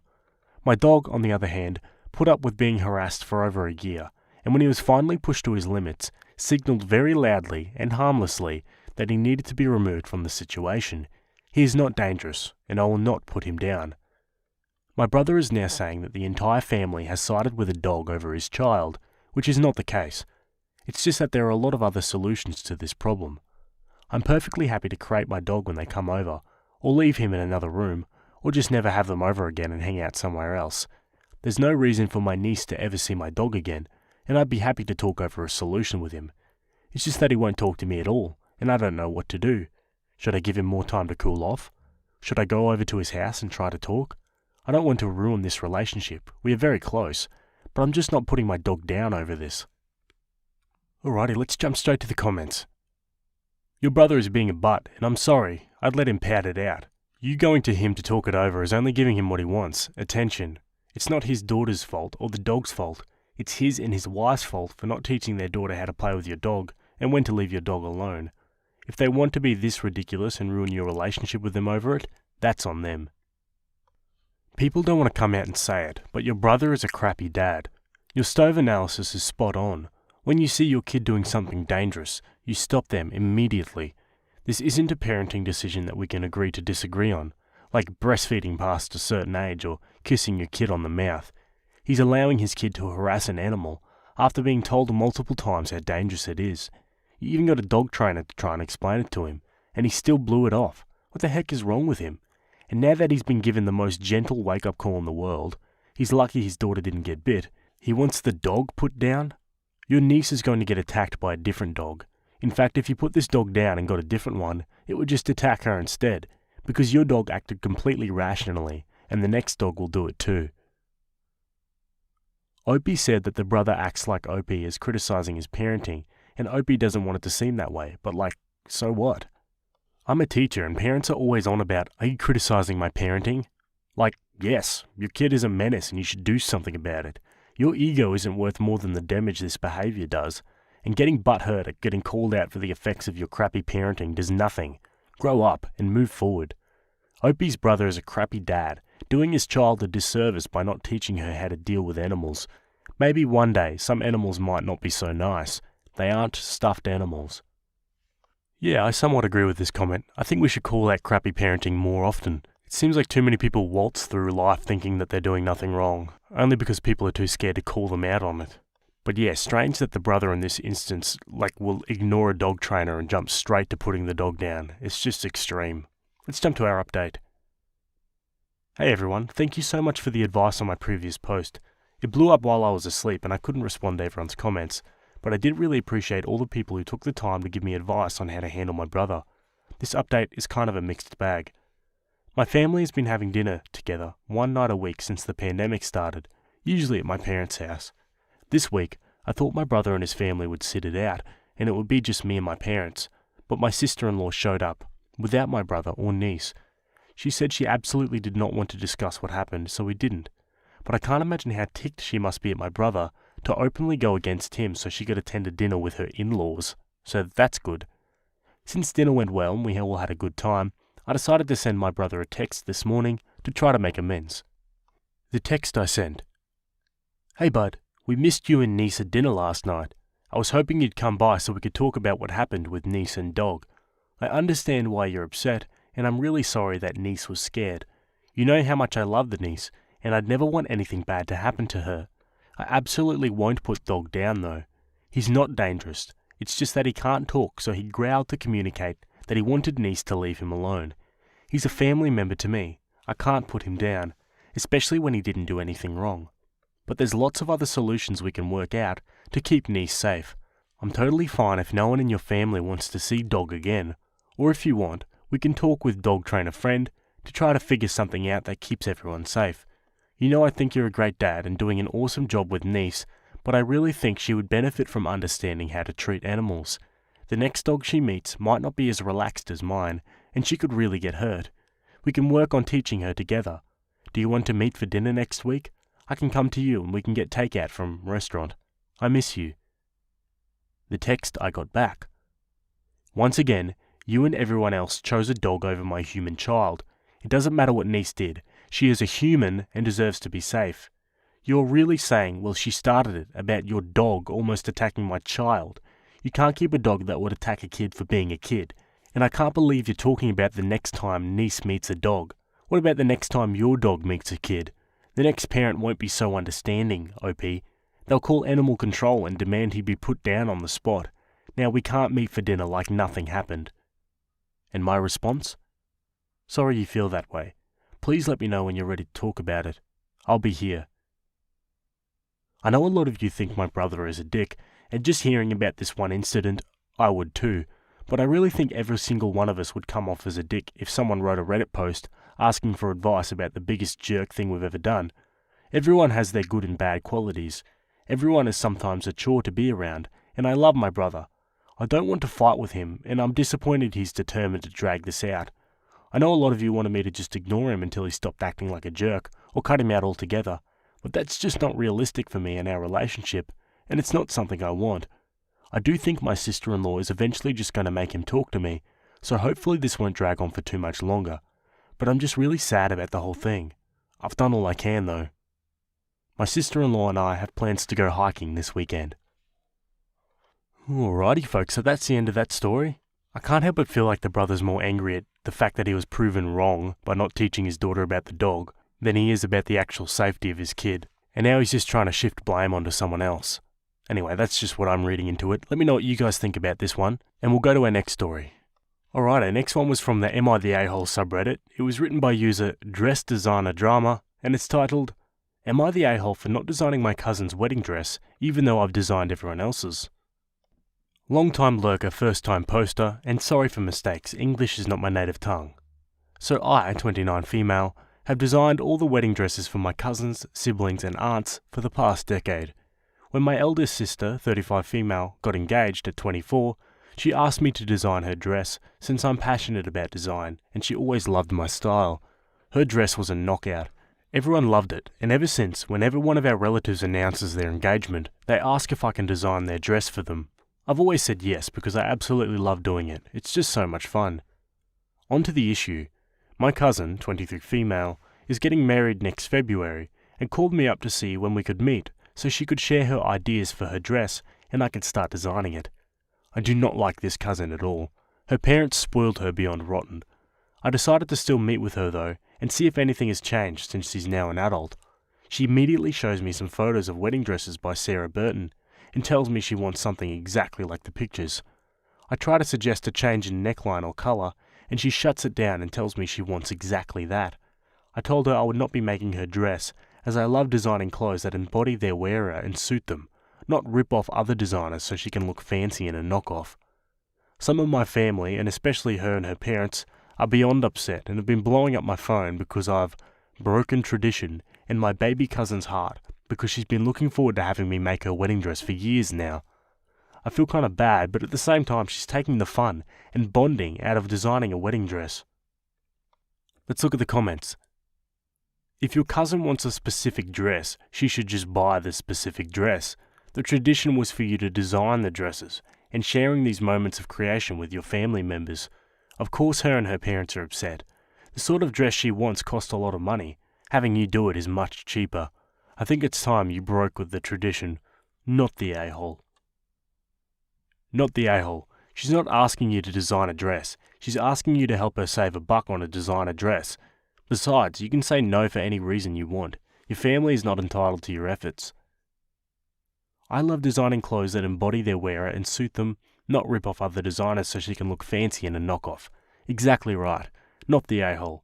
These are gifts you are giving, not demands you are capitulating. Cousin and her parents can kick rocks. Yeah, it sounds like the family has become entitled to this dress thing, rather than it being a privilege and, a nice experience for the both of them. Let's go to the update. So the good news is I managed to set most of my family straight on what happened, and they apologised, and a few aunts even sent me a chocolate and wine, as a proper apology for all the stress I was dealing with. I decided to meet with cousin again, just to see if she'd changed her mind, and if not, I decided to record the conversation to send to a few of the people who couldn't believe my cousin would lie to them. As expected, she was still insisting that I copy the other dress design. I still refused, and told her if she wasn't going to budge on this, then I'm leaving. As I started grabbing my stuff, she said fine and asked if I would let her have my dress. I was stunned. She started going off that it's her big day and she deserves to look like a princess, and if she can't have the Sarah Burton dress, then the least I could do was let her use my dress, since it was never used, and just sits in my closet collecting dust. I left and went home to relax and honestly cry after what just happened. As expected, a few members of the family texted me again, upset that I won't let her use my dress. For background, I was engaged back in 2018, but called the wedding off in 2019 for personal reasons I will not discuss. I designed the dress myself and sewed it, but my grandmother added all the little details on it. I'm talking Indian-style wire threading, rhinestone, everything. I couldn't bring myself to get rid of the dress, but I also knew I'd never feel comfortable wearing it again after the engagement ended. My grandma sadly passed away shortly after due to COVID. I did end up gifting the dress to my friend for Christmas. We supported each other during our dark times, and she finally remarried earlier this year, so she wore the dress to her reception. Back to the actual story. My cousin apparently told our family that I was being unfair, and that since I didn't feel like designing a dress for her, she asked if she could use mine just for the ceremony, so it would feel like she had grandma there with her, and I told her no. I sent the recording I had to everyone who texted me, and they were shocked. Most apologised, but a few who I've decided to block still thought I should let her have it, since I would never wear the dress. When they found out that I gifted it to someone else, they were even more upset, since according to them I clearly wasn't attached to it since I gave it away, and it would have meant more to the cousin than to my friend who didn't even know grandma. Like most people suggested, I did go no contact with cousin after this. Geez, what is it with weddings and just being magnets for drama? I feel like I'm becoming desensitized to it all now. Anyway, let me know what you guys think about this one in the comments, and we'll jump to our last story for today. Okay, our final story was on the Today I F'd Up subreddit. It was written by user Flatmix6037, and it's titled, Today I F'd Up by not realising how much my stepmom loved me. I am 16 male, and my real mother died when I was 7. My dad, 41 male, remarried to my stepmom Alexis, 43 female, when I was 10. Alexis has always tried her best, but I never appreciated her. I always just wanted my mum back, and never even tried to see how much Alexis did for me. She makes my dad extremely happy. Whenever I see him with her, I can tell he is really happy. It made me feel like he didn't truly love mum. Alexis always tried her hardest for us, always being there to help me with homework, make me feel better, hell, even make me a sandwich when I got hungry. But I never tried to see that she was doing it because she loved me. Yesterday was my birthday, and she left me a note in my room. It read how much she loves me and sees me like her own son. It made me cry and realise how much Alexis truly loves me. Now I feel awful and want to apologise to her and make things better. I'm really sorry, Mum. I love you. Well, you know what they say, it's never too late to apologise. Let's see what the comments think. She's not trying to replace your mum. She's just trying to give you what you need to grow up right because your mum can't. You can love them both. You were so young when you lost your mum that this reaction and behaviour is not unexpected. Just tell her. It will make her year. Not telling her would be the real today I effed up. Go and tell her. I'm a stepmother. That crap is hard, especially when you're stepping up to fill a gap rather than becoming a third parent. My kid's mother is alive but never chose to actually be a parent, and my kid now chooses to have no contact with her. My kid was really difficult to raise, but they're trying to make changes now as an adult. Every so often, they'll come to me out of the blue and say something like, "Thank you for being the mum I needed," or "I see you as my real mum." I carry that with me far through the difficult times. It's not too late to tell your stepmum how much you love and appreciate her. Okay, let's go straight to the update. So hello again, Redditors. I wanted to first say thank you for all the support. I was honestly never even expecting my original post to get more than maybe a few responses, so thank you all for the advice. And now onto the main story. I got home about an hour ago, and Alexis was in the kitchen making supper. I went up and hugged her from behind. She seemed surprised and asked me what was going on. I told her I was sorry for the way I acted all those years before. I only really managed to get out the "I'm sorry" part before I became too emotional and started crying. She turned around and hugged me and asked if everything was okay. I couldn't say anything without crying, so I just took out my phone and went to my post and showed her. She read it and was silent before also starting to sob, and then just break into an ugly cry. We hugged for about 10 minutes while crying, and she told me she loves me and always will. She then got out some ice cream and we talked about our days. We made a plan to go see a movie this weekend, and so now we are sitting on the couch together typing this. Alexis also wanted to say some things, so she'll be typing here for a second. Hi everybody, thank you for helping my stepson. It really means a lot that all of you poured out so much sympathy and personal stories. I hope every one of you have a great day. Anyways, it's me again. I hope you all have a great day, and once again thank you for your support. Me and Alexis are going to watch a movie now and cuddle on the couch. I love my new mum. Oh man, what a great ending. You love to see it. You know, usually when we're kids, especially that young adult phase, we do a lot of things we regret. But moments like this is where you acknowledge those times and you grow out of it as a person. It's super valuable. Am I the a-hole for not wanting to make my future brother-in-law a groomsman? My fiancée, 25 female, and I, 29 male, are from the same hometown, but we never went to school together. I graduated high school the year before she started at the same high school. I did, however, go to school with her older brother, 30 male. Her brother was a bully to me during our entire school careers. He made fun of me for being fat and nerdy. He would call me racist names. They're Italian and I'm Indian, so he had a lot to say about that. And he was just overall terrible to me. I figured once we graduated I'd never see him again, and for the most part I was right. I went off to college out of state, and then ended up going to graduate school as well. During my first year in grad school, I was a TA for a class, and I noticed one of the girls who I thought was very smart and very pretty, but obviously I couldn't go out with her because of our positions. Well, right after the semester ended, I ran into her at a coffee shop off campus, and we chatted for a bit. She ended up asking me for my number, and then she actually asked me out a few weeks later. We've been together ever since. At the start of our relationship, I had no idea who her brother was. They have a very common American last name, so it's not like that was going to do anything. Eventually, we figured out we were from the same town, and we went to the same high school, at which point she asked me if I knew her brother, and I said I knew of him, but not well. I probably should have told her what her brother had done to me at that point, but I was too embarrassed, so I kept it hidden. Things really came to a head when she introduced me to her family a year later. Her brother actually called me by the same nickname he liked to use to bully me, and then made a few semi-insulting remarks towards me again. My fiancée, girlfriend at the time, noticed and called him out on it, and he just explained that it was how we always talked before. I told her it wasn't a big deal since I didn't want to cause any drama. We got engaged 3 months ago. Recently we were talking about wedding plans and stuff with her family, and he asked me when I was going to ask him to be a groomsman and if I was doing anything special. I deflected, and after the call I asked her about it. She explained that her brother expected to be made a groomsman since she was making my little sister and her sister-in-law bridesmaids, and he made her a bridesmaid in his wedding.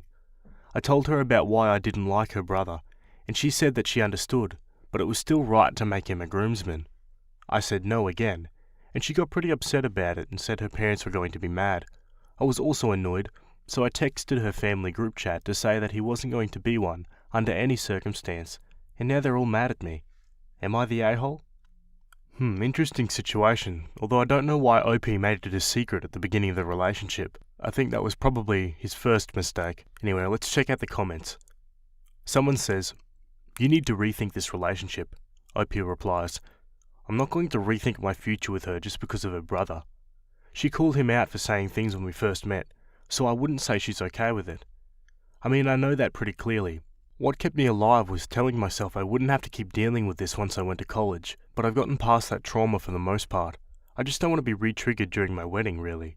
What you said about this being a glimpse into the future has me thinking, though. I would normally say that I believe my fiancé would take my side over everyone else, but now I'm less sure about it."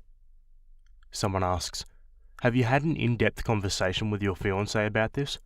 OP replies, "I've already told her exactly what her brother did to me. I gave a complete recount of my middle and high school years, and told her every single thing he did, as well as the things I suspected he did, but had no idea whether it was him or one of his friends." More info about the wedding. I don't blame my fiancée. Her parents are paying for a lot of the wedding, even the part of the wedding that they have no interest in.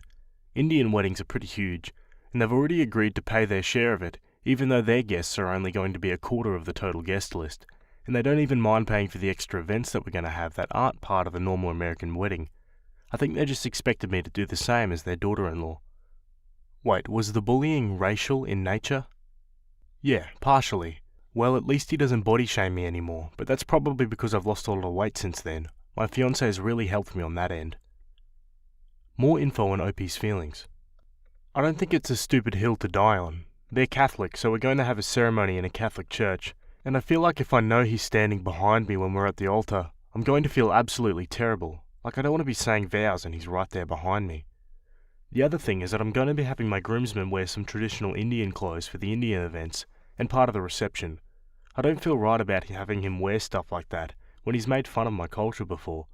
Besides, I once wore one of the things we're going to be wearing to school for picture day in middle school, and he made fun of me for it relentlessly. I have no doubt he'd make fun of the clothes at the wedding too. I don't want to be ashamed of my own culture at my own wedding. Finally, someone points out that according to other comments, he met her family 5 years ago and has waited until now to speak up about how badly he was hurt, instead of laughing it off. OP replies by saying, "I was just trying to avoid causing drama or make her want to break up with me." Edit, 1 hour later. I texted my brother-in-law and told him that I felt like I deserved an apology from him. He said he had nothing to be sorry for.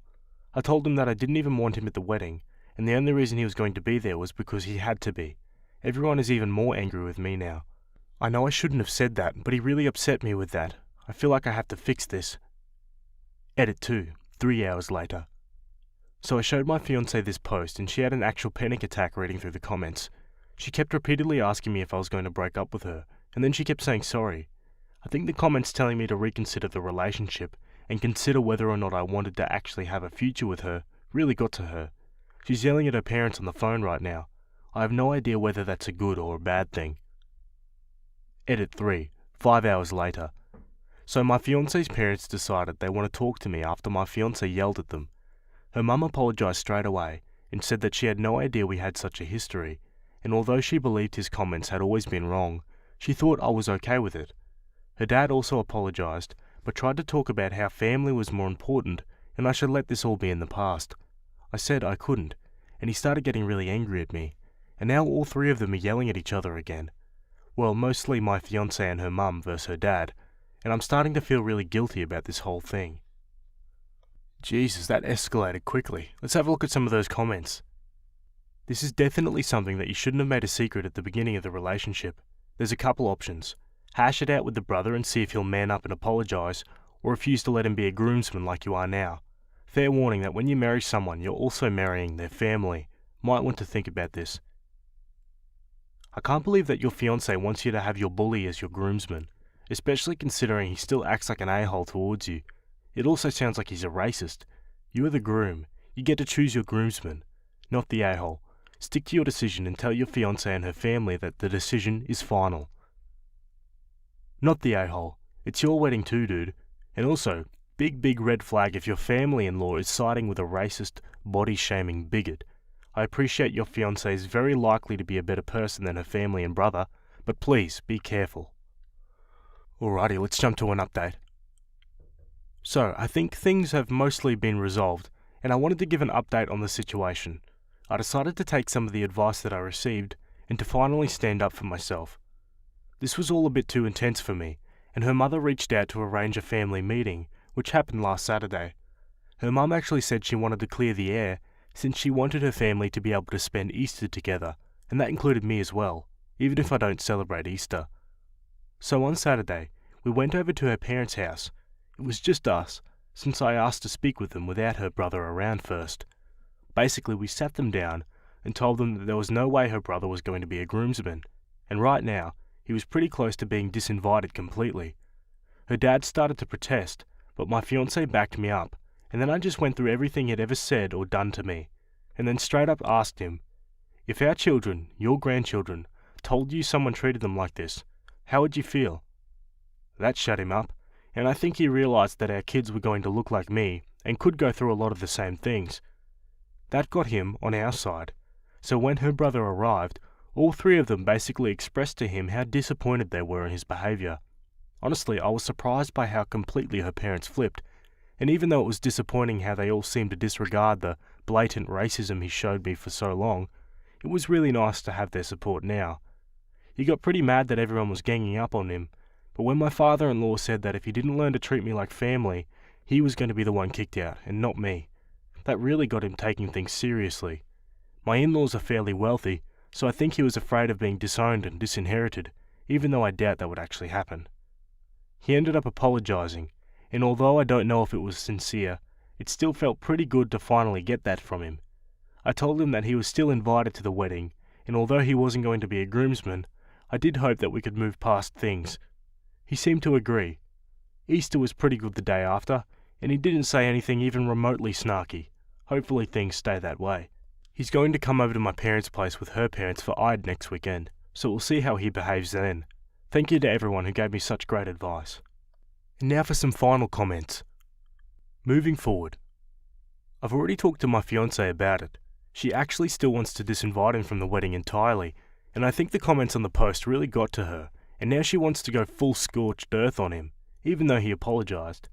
She's even said multiple times that she doesn't know what she would do if she ever found out that he said something to our future kids, but she says it wouldn't be pretty. It's honestly kind of scary. I'm not going to trust him to be the best brother-in-law in the world, but I also think he knows he can't get away with things, so I've held her back from that. I've agreed that we should make sure to keep an eye out for how he acts around our future kids, whenever that happens. Did she ever apologise? Oh yeah, I definitely got an apology from her. Many, actually. She kept saying she was sorry for pretty much everything, even things that weren't her fault, but she was taking blame for anyway. This isn't a comprehensive list, but she apologised for asking me to make her brother a groomsman even before she knew, not respecting my refusal, not cooking dinner the night we had our big argument, this one is so weird, not noticing how poorly he treated me before, even though she did call him out and it was my fault that I said it was no big deal, not acknowledging how serious his mistreatment of me really was, and allowing her brother to bully me in the first place, before she even knew me. Like I said, not a comprehensive list, but she is definitely apologetic. More than apologetic even. She held me very tightly the night I made that post. She would not let go. Someone comments that they wish OP had postponed the wedding because of fiancé's actions. I don't really blame her for still pushing it, even after I told her. She had a certain vision for her dream wedding, and it makes sense that she'd be disappointed if she didn't get to see it made a reality. She's already been accepting of the fact that we're also going to have certain Indian traditions and ceremonies, and it's not like those were exactly on her Pinterest board. She's still been enthusiastic about it anyway, because she knows it's important to me and my family. I think she also was just hoping that I'd be able to fit into her family the way she'd always dreamed I would. There was really no way I was ever going to actually break up with her, at least not after she acknowledged everything.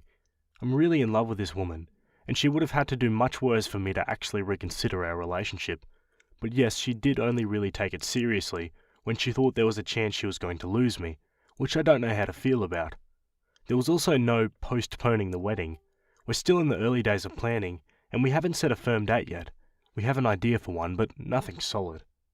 I don't blame her for the comments she made about our future kids. It's natural that a mother would be protective of her children, even future children. I was willing to take his treatment of me, but I would have also lost it if I ever heard him say anything to our future kids. Hopefully this was a learning experience for you as well as being open and honest. I absolutely agree. My fiancée actually got mad at me for not telling her the truth before. She said she was already head over heels for me at that point, so it wouldn't have even mattered, but that way I wouldn't have had to deal with him the way I have for the last few years. I've acknowledged my fault in that, and she's made me promise not to hide anything from her again, especially about how I feel. Okay guys, so that's the end of that story. Let me know your thoughts in the comments.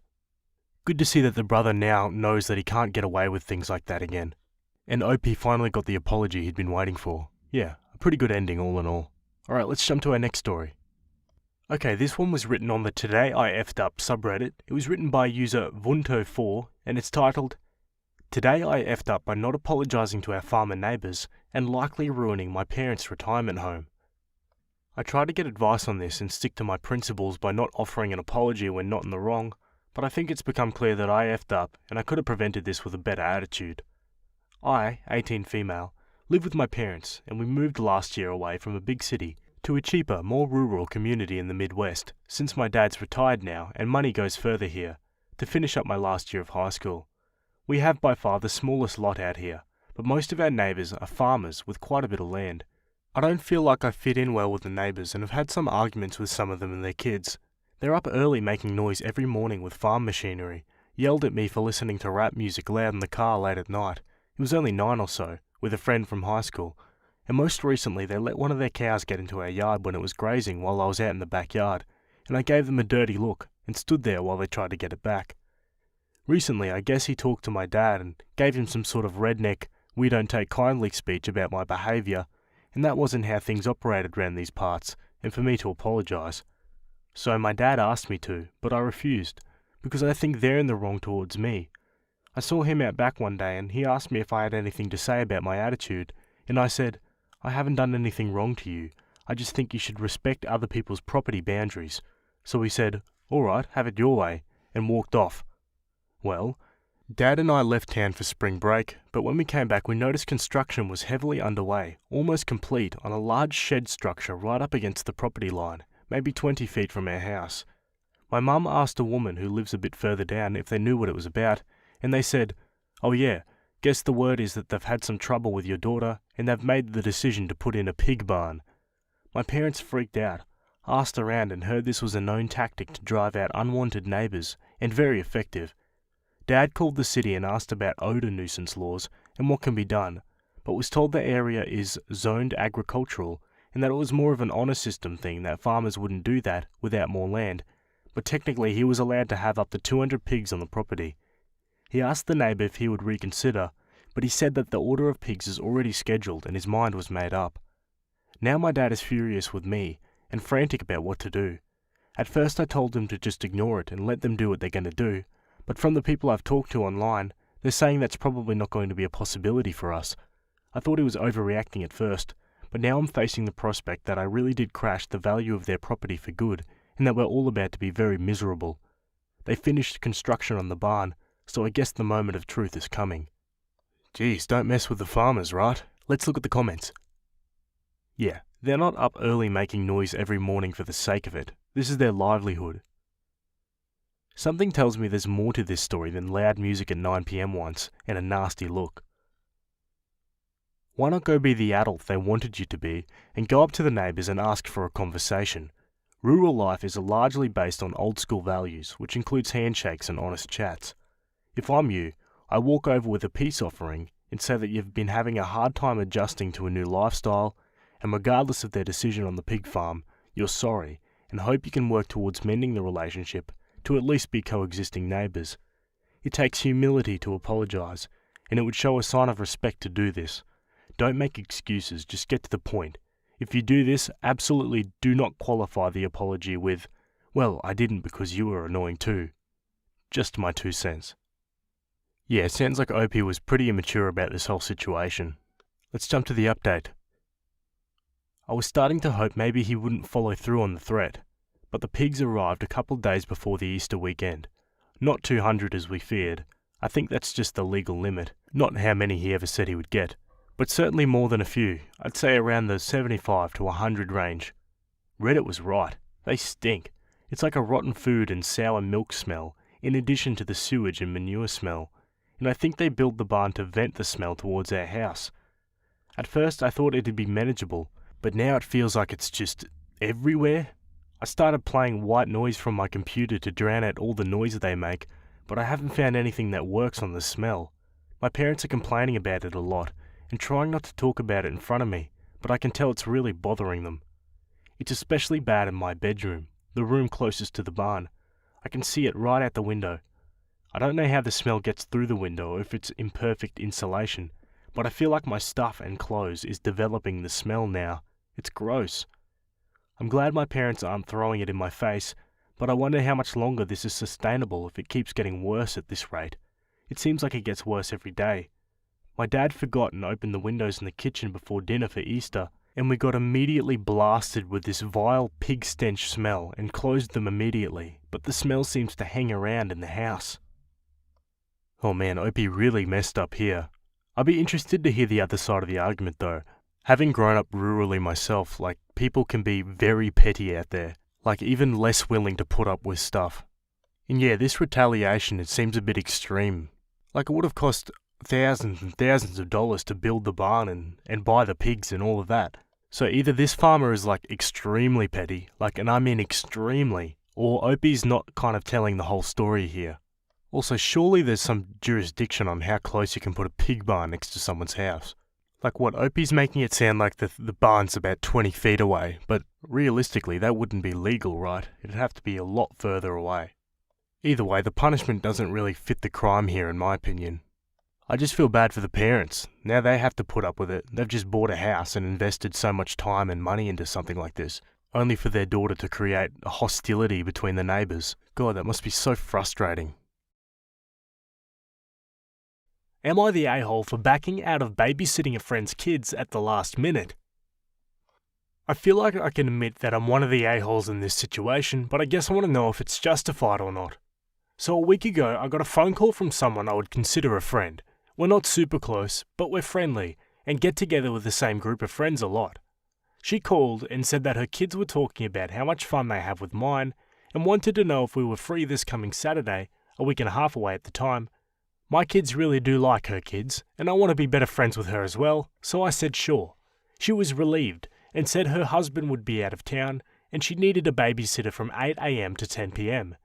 I felt like it was a major bait and switch, because I thought she wanted to do something altogether, but I felt bad backing out when I'd already told her I was completely free that day. I should have said something right then, but I didn't. Well, yesterday, I ran into a friend of mine, and she asked if I was excited for Saturday. I thought that was weird, because no, I'm not excited to babysit someone else's kids for 14 hours. But I said my kids were definitely excited. She said, "Oh good, is your husband taking them to do something fun, or who is watching them?" To which I made a face and responded that I was watching them. And then she was the one who was confused, and said, "So you're not coming?" Well, last week, I didn't go to the end of the year PTA meeting, because I'd just started my period and I felt crummy and didn't want to go. I guess after the fact, some friends went out to lunch. They decided to plan a big girls' day to relax before the kids are back home all day for the summer, going to the city, shopping, pedicures, eating at nice restaurants, etc. And when it was brought up that I would probably love to go too, this friend said she needed to talk to me about some PTA stuff I missed, so she would tell me about it when she called me. But instead, she decided to use me as her babysitter. So I called the friend and told her I wasn't aware of the girls' day at that time, and that I wouldn't be able to watch her kids after all. She asked if my husband could watch her kids too, which was a no. She started crying that she really needed this, and what she would do now since her husband won't be home, and it's too late to find someone willing to watch 5 kids for 14 hours, with no pay. And then once the tears weren't working, she just got angry. She said it was rude to back out of a commitment just so I could selfishly do something fun, and how I'm an awful friend. My friends are all feeling super uncomfortable with the whole thing. We're all typically a very happy, drama-free friend group, so I know no one wants to take sides, and now I'm wondering if I even go at all. So, am I the a-hole for backing out of watching her kids when I committed to it already? Let's go to the comments. Not the a-hole. Your friend intentionally misled you to trick you into babysitting free of 14 hours. Your friend intentionally lied to your other friends so you would not know about the planned activities. Your friend is not a friend. You owe her nothing. Go enjoy the day's fun. You have done nothing wrong. She said it was rude to back out of a commitment just so I could selfishly do something fun, and how I'm an awful friend. She has the gall to say that after tricking you into babysitting her 5 kids for free so she could go do something fun? The chutzpah, not the a-hole. Go on the outing. Stay cheerful and light when asked about her. If anyone presses, acknowledge that it was a little awkward that she asked you to babysit rather than passing on the invite like she said, but that you're glad it got sorted out and you wish her the best. Bless her heart, not the a-hole. Obviously your group isn't as drama-free as you say.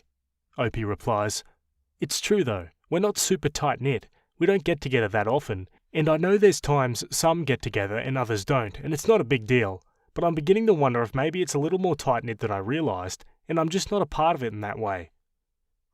You should really question those friends siding with her. Opie replies, This has been the most hurtful part of it all, so we're not the type of friend group that gets together all the time and live at each other's houses or anything. We get together for birthdays every once in a while, or after a meeting like this day, but I've known most of them since I've lived here for over a decade, so I thought we had some substance to our relationships, but no one is acting like it was super absurd. I'm honestly wondering if I even want to go at this point. Before writing the post I was just angry and annoyed at this one person, but after reading comments and thinking about it, I'm just kind of sad that no one really cared. By the way, I'm definitely not saying I'll stay and watch her kids, but maybe just spend the day doing something for myself. Now for an update. I had someone ask for an update on what I ended up doing yesterday, so here it is. I followed the advice from a lot of you to talk to one of the friends I'm closer to in the group, Sarah, to kind of get a feel for what was going on. Sarah said she was kind of frustrated with everyone. After I'd run into the friend, her name is Casey to make it less confusing, Casey had filled everyone in on what had happened. They all agreed that the mean friend, Jenny, shouldn't have lied or tricked me into watching her kids, but they all sympathise with her. I guess it is Jenny's 15th anniversary this weekend, but her husband forgot and had planned a boys' camping trip, so she was sad and angry with her husband, and they all knew she would really need a little getaway to cheer her up. Though it doesn't sound like anyone blamed me for not babysitting, they were disappointed for her, and put all of their energy into making a plan for her to still be able to go. No one really seemed to bat an eye whether I was going to go or not, or care that I was sad, except for Sarah. However, when it came time to making final plans for everything, someone decided to do the math and realised that if I was going to come, we would no longer all fit into the Suburban my friend Kim was going to drive.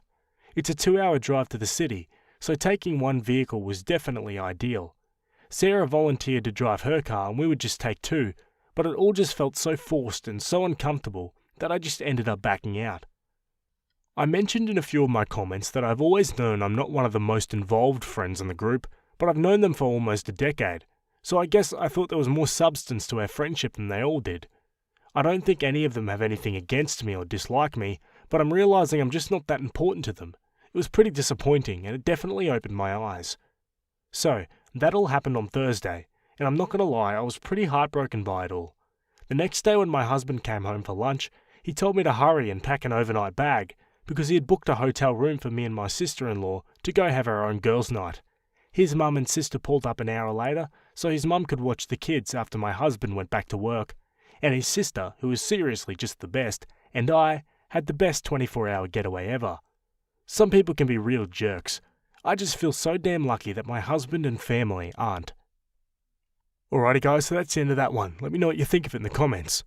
Honestly, if it was so important that the friend go, why did none of the other friends offer to babysit her children? They all seem to just have thrown Opie under the bus here, so I'm not surprised at her reaction. Either way, let me know what you guys think and we'll jump to our next story. Okay, this next one was on the same subreddit. It was written by a throwaway account, and it's titled, Am I the a-hole for breaking my fiance's family tradition by naming my son what I wanted? Throwaway because I have in-laws on Reddit. Myself, 25 female, and my fiance, 27 male, have a 2-month-old son. We are overjoyed at being parents, but most of my in-laws are refusing to even see our baby because of a decision we made concerning his name. My in-laws have a tradition of giving the firstborn son of every generation the same name. Let's say it's Peter. This has been going on for about 7 generations already, and they're very serious about it. My fiance's eldest cousin was the latest person to get named Peter. Every one of his cousins has only had daughters so far, so our baby is the first son of his generation, and consequently should get the name. I have no problem with the name Peter, and would have been okay with naming my son that. Unfortunately, that was also the name of my uncle, who died before I was born. I won't get into details, but it was tragic and traumatizing for my family. My father never got over losing his younger brother. My grandmother asked the family not to name any of our future children Peter during her lifetime. My mother-in-law and father-in-law knew about this promise, and at first seemed to not only be okay with us avoiding the name Peter, but also supportive of the one we chose. However, my grandmother sadly passed away when I was 7 months pregnant. We travelled for her funeral. On our last days there, my in-laws called to offer me their condolences. Then my mother-in-law asked me if I was willing to think about the name Peter now. Suddenly, they were insistent that the name we chose was awful and we had to honour their tradition. According to them, they had only agreed to make an exception for us for my grandmother's sake and had no obligation to keep it now that she had passed. My family agrees that while it's true we don't have to avoid the name anymore, it still doesn't feel right to use it. My fiancé agrees with me as well, but his parents spend the last weeks of my pregnancy trying to convince us to change our minds about the name. When our baby was born and we named him what we wanted, my in-laws were furious that we had broken a 7-generation-old family tradition. Some of them hadn't previously wanted to name their sons Peter, but did it anyway for the family's sake. They said our decision was selfish and that my family should have moved on by now. This has truly nothing to do with whether my family has moved on or not. It just felt like a betrayal to my grandmother and uncle's memories to even consider using the name. My father-in-law offered us $1,000 to change our son's name to Peter after he was born. That was 2 months ago, and neither of my fiance's parents have met the baby or seen us since I was pregnant. Most of my in-laws are on their side, and this is causing a huge rift between my fiance and his family. He assures me he's fine, but I'm starting to feel real guilty about this. Am I the a-hole? What do you think of this one, guys? I understand the importance of tradition in some families, but it's honestly a pretty big ask to, ask someone to name their kid after someone else who they don't even know. Let's look at the comments. Not the a-hole. After 7 generations, I think it's time that their family moved on. Not the a-hole. Family name traditions are weird, and you can do whatever you want and name your baby whatever you want. Keep pushing the "I'm honouring my late grandmother's final wishes" hard, so they see how unhinged they sound asking you to flout that. Not the a-hole. Just because they named their kids a name they didn't like to keep up a tradition doesn't mean you have to. Here's your son. You guys name him whatever you want. As an aside, once again, tradition is a euphemism for misogyny. Note only male children have a special name, and all the female children were not fought over. Presumably no one cared what they were called. All the more reason to end this now. That's a good point actually. I've never actually thought about the fact that, the firstborn name traditions are generally just males. On to the update. Thank you so much to everyone who commented and offered support. A lot has happened since I posted, so I thought I'd give you an update. About a week after my post, my fiance's parents contacted us. They apologised for their behaviour and begged to meet my son. They said they were ready to leave the naming debacle behind and truly wanted to be involved in their grandson's life. We were sceptical, but invited them over to meet the baby. The visit went well. They began coming over almost every day during the next 3 weeks. I noticed neither of them ever called my son by his name, but I didn't point it out. For the first time in months, things seemed good between my fiancé and his parents. One day, my fiancé was helping my father-in-law with something at our place, so my mother-in-law and I went to the park with the baby. Sometime later, I had to go to the bathroom, so I left him in the stroller with her. When I got back, she was sitting on a park bench, chatting with a woman who was cooing over my son. I went over there and introduced myself as, son's name's Mum, and she said, "I thought his name was Peter." I didn't say a word, and neither did my mother-in-law. She followed me to the car, and we went back to my apartment. On the way there, I texted my fiancé about what had happened. The moment we got there, he kicked both his parents out of our place. He'd read my text and confronted his father. Thankfully, my father-in-law is a terrible liar and confessed immediately.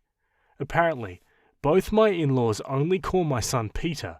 That includes whenever they're talking about him, every time they introduce him to someone else, and even baby talking to him on a few occasions they were left alone with him.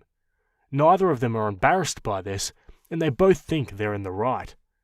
We're heartbroken, especially my fiancé, not only because his parents can't let go of their pride, but also because the name we chose for our son means a lot to us both. I blame myself for encouraging my fiancé to allow them near our son. I was raised in a different city than all of my grandparents, and always wished they could have been more involved in my life. Losing my grandmother didn't help. Pretty much every doubt I had only existed because I thought it would be important for my son to grow up with all of his grandparents around. But now, all my guilt is gone. If they can't respect my son enough to call him by his name, they don't deserve to be in his life. I hope they enjoyed the 3 weeks they had with their grandson, because that's all they're getting until they get their heads out of their butts. Geez, fair enough. I'd be mad too if my grandparents were calling my son a different name. Like seriously, what are they thinking? Let me know what you guys think about this one, and we'll move on to our next story. Okay, our next one was written by user FreshTower8803, and it's titled, Am I the a-hole for forcing my daughter to share a birthday celebration with her twin brother? I have 2 kids, Paige, 14 female, and Dylan, 14 male. As twins, most years they've wanted to have a joint birthday celebration, but there have been a couple of years where they've decided to have separate parties with different friend groups or at different locations. They tell me a few weeks before their birthday in May which thing they want to do that year.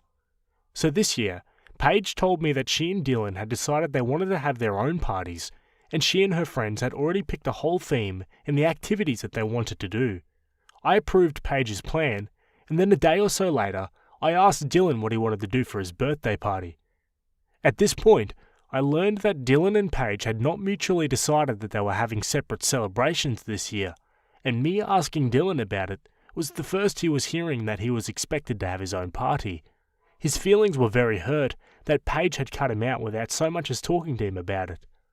So I spoke with Paige, and she admitted that she and her friends had decided on their own to exclude Dylan because they felt that a boy would wreck the activities that they had planned.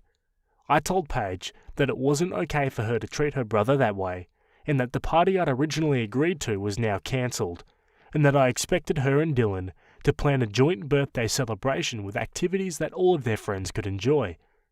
Dylan is much happier with this arrangement, but Paige is angry and keeps saying that I ruined her party.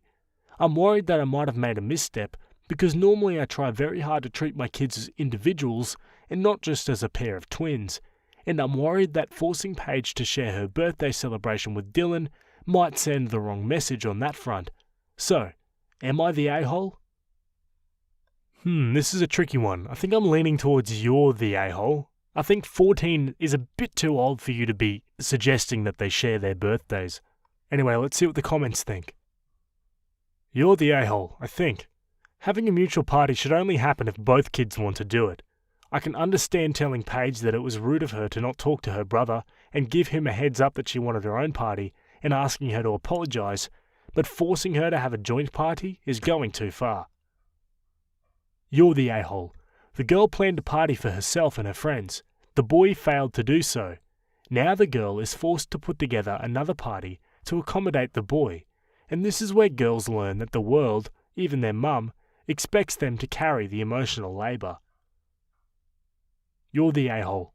I've never been a teen boy, but I have been a teen girl, and I remember how insanely close I was with my friends and all the crazy fun girl things we did together that we would have been horrified to share with boys. Let her have the party she wants. They are 2 separate people. I'm also wondering, why is it so important to your son to have the party together? Does he have friends of his own? You're the a-hole. Why does daughter need brother's permission to have separate parties? Have consequences for lying, sure, but this is extreme. You'll be back on here after this joint party complaining that it was ruined by your daughter sulking and not participating in a party that is supposed to celebrate her, that she didn't want, and is being used as a punishment. There is no way for this to end well, and it will also hurt your son, who is the only innocent person in this post. Alrighty, let's go to the update. I've had several DMs asking how the situation turned out and if I apologised to Paige, so I figured I'd just make an update. So I talked with both Paige and Dylan over the weekend and told them that I wouldn't make them share their birthday party. I told Paige I realised that forcing her to share a birthday party with Dylan was an unfair punishment because I knew it was more important to treat her like an individual and not like one half of a matching set, and I apologised for forgetting that and told her I wouldn't let it happen again. Paige asked if that meant that she could still have the birthday party that she and her friends had planned. I told her that I wasn't sure because I still wasn't happy with her for lying to me in the first place.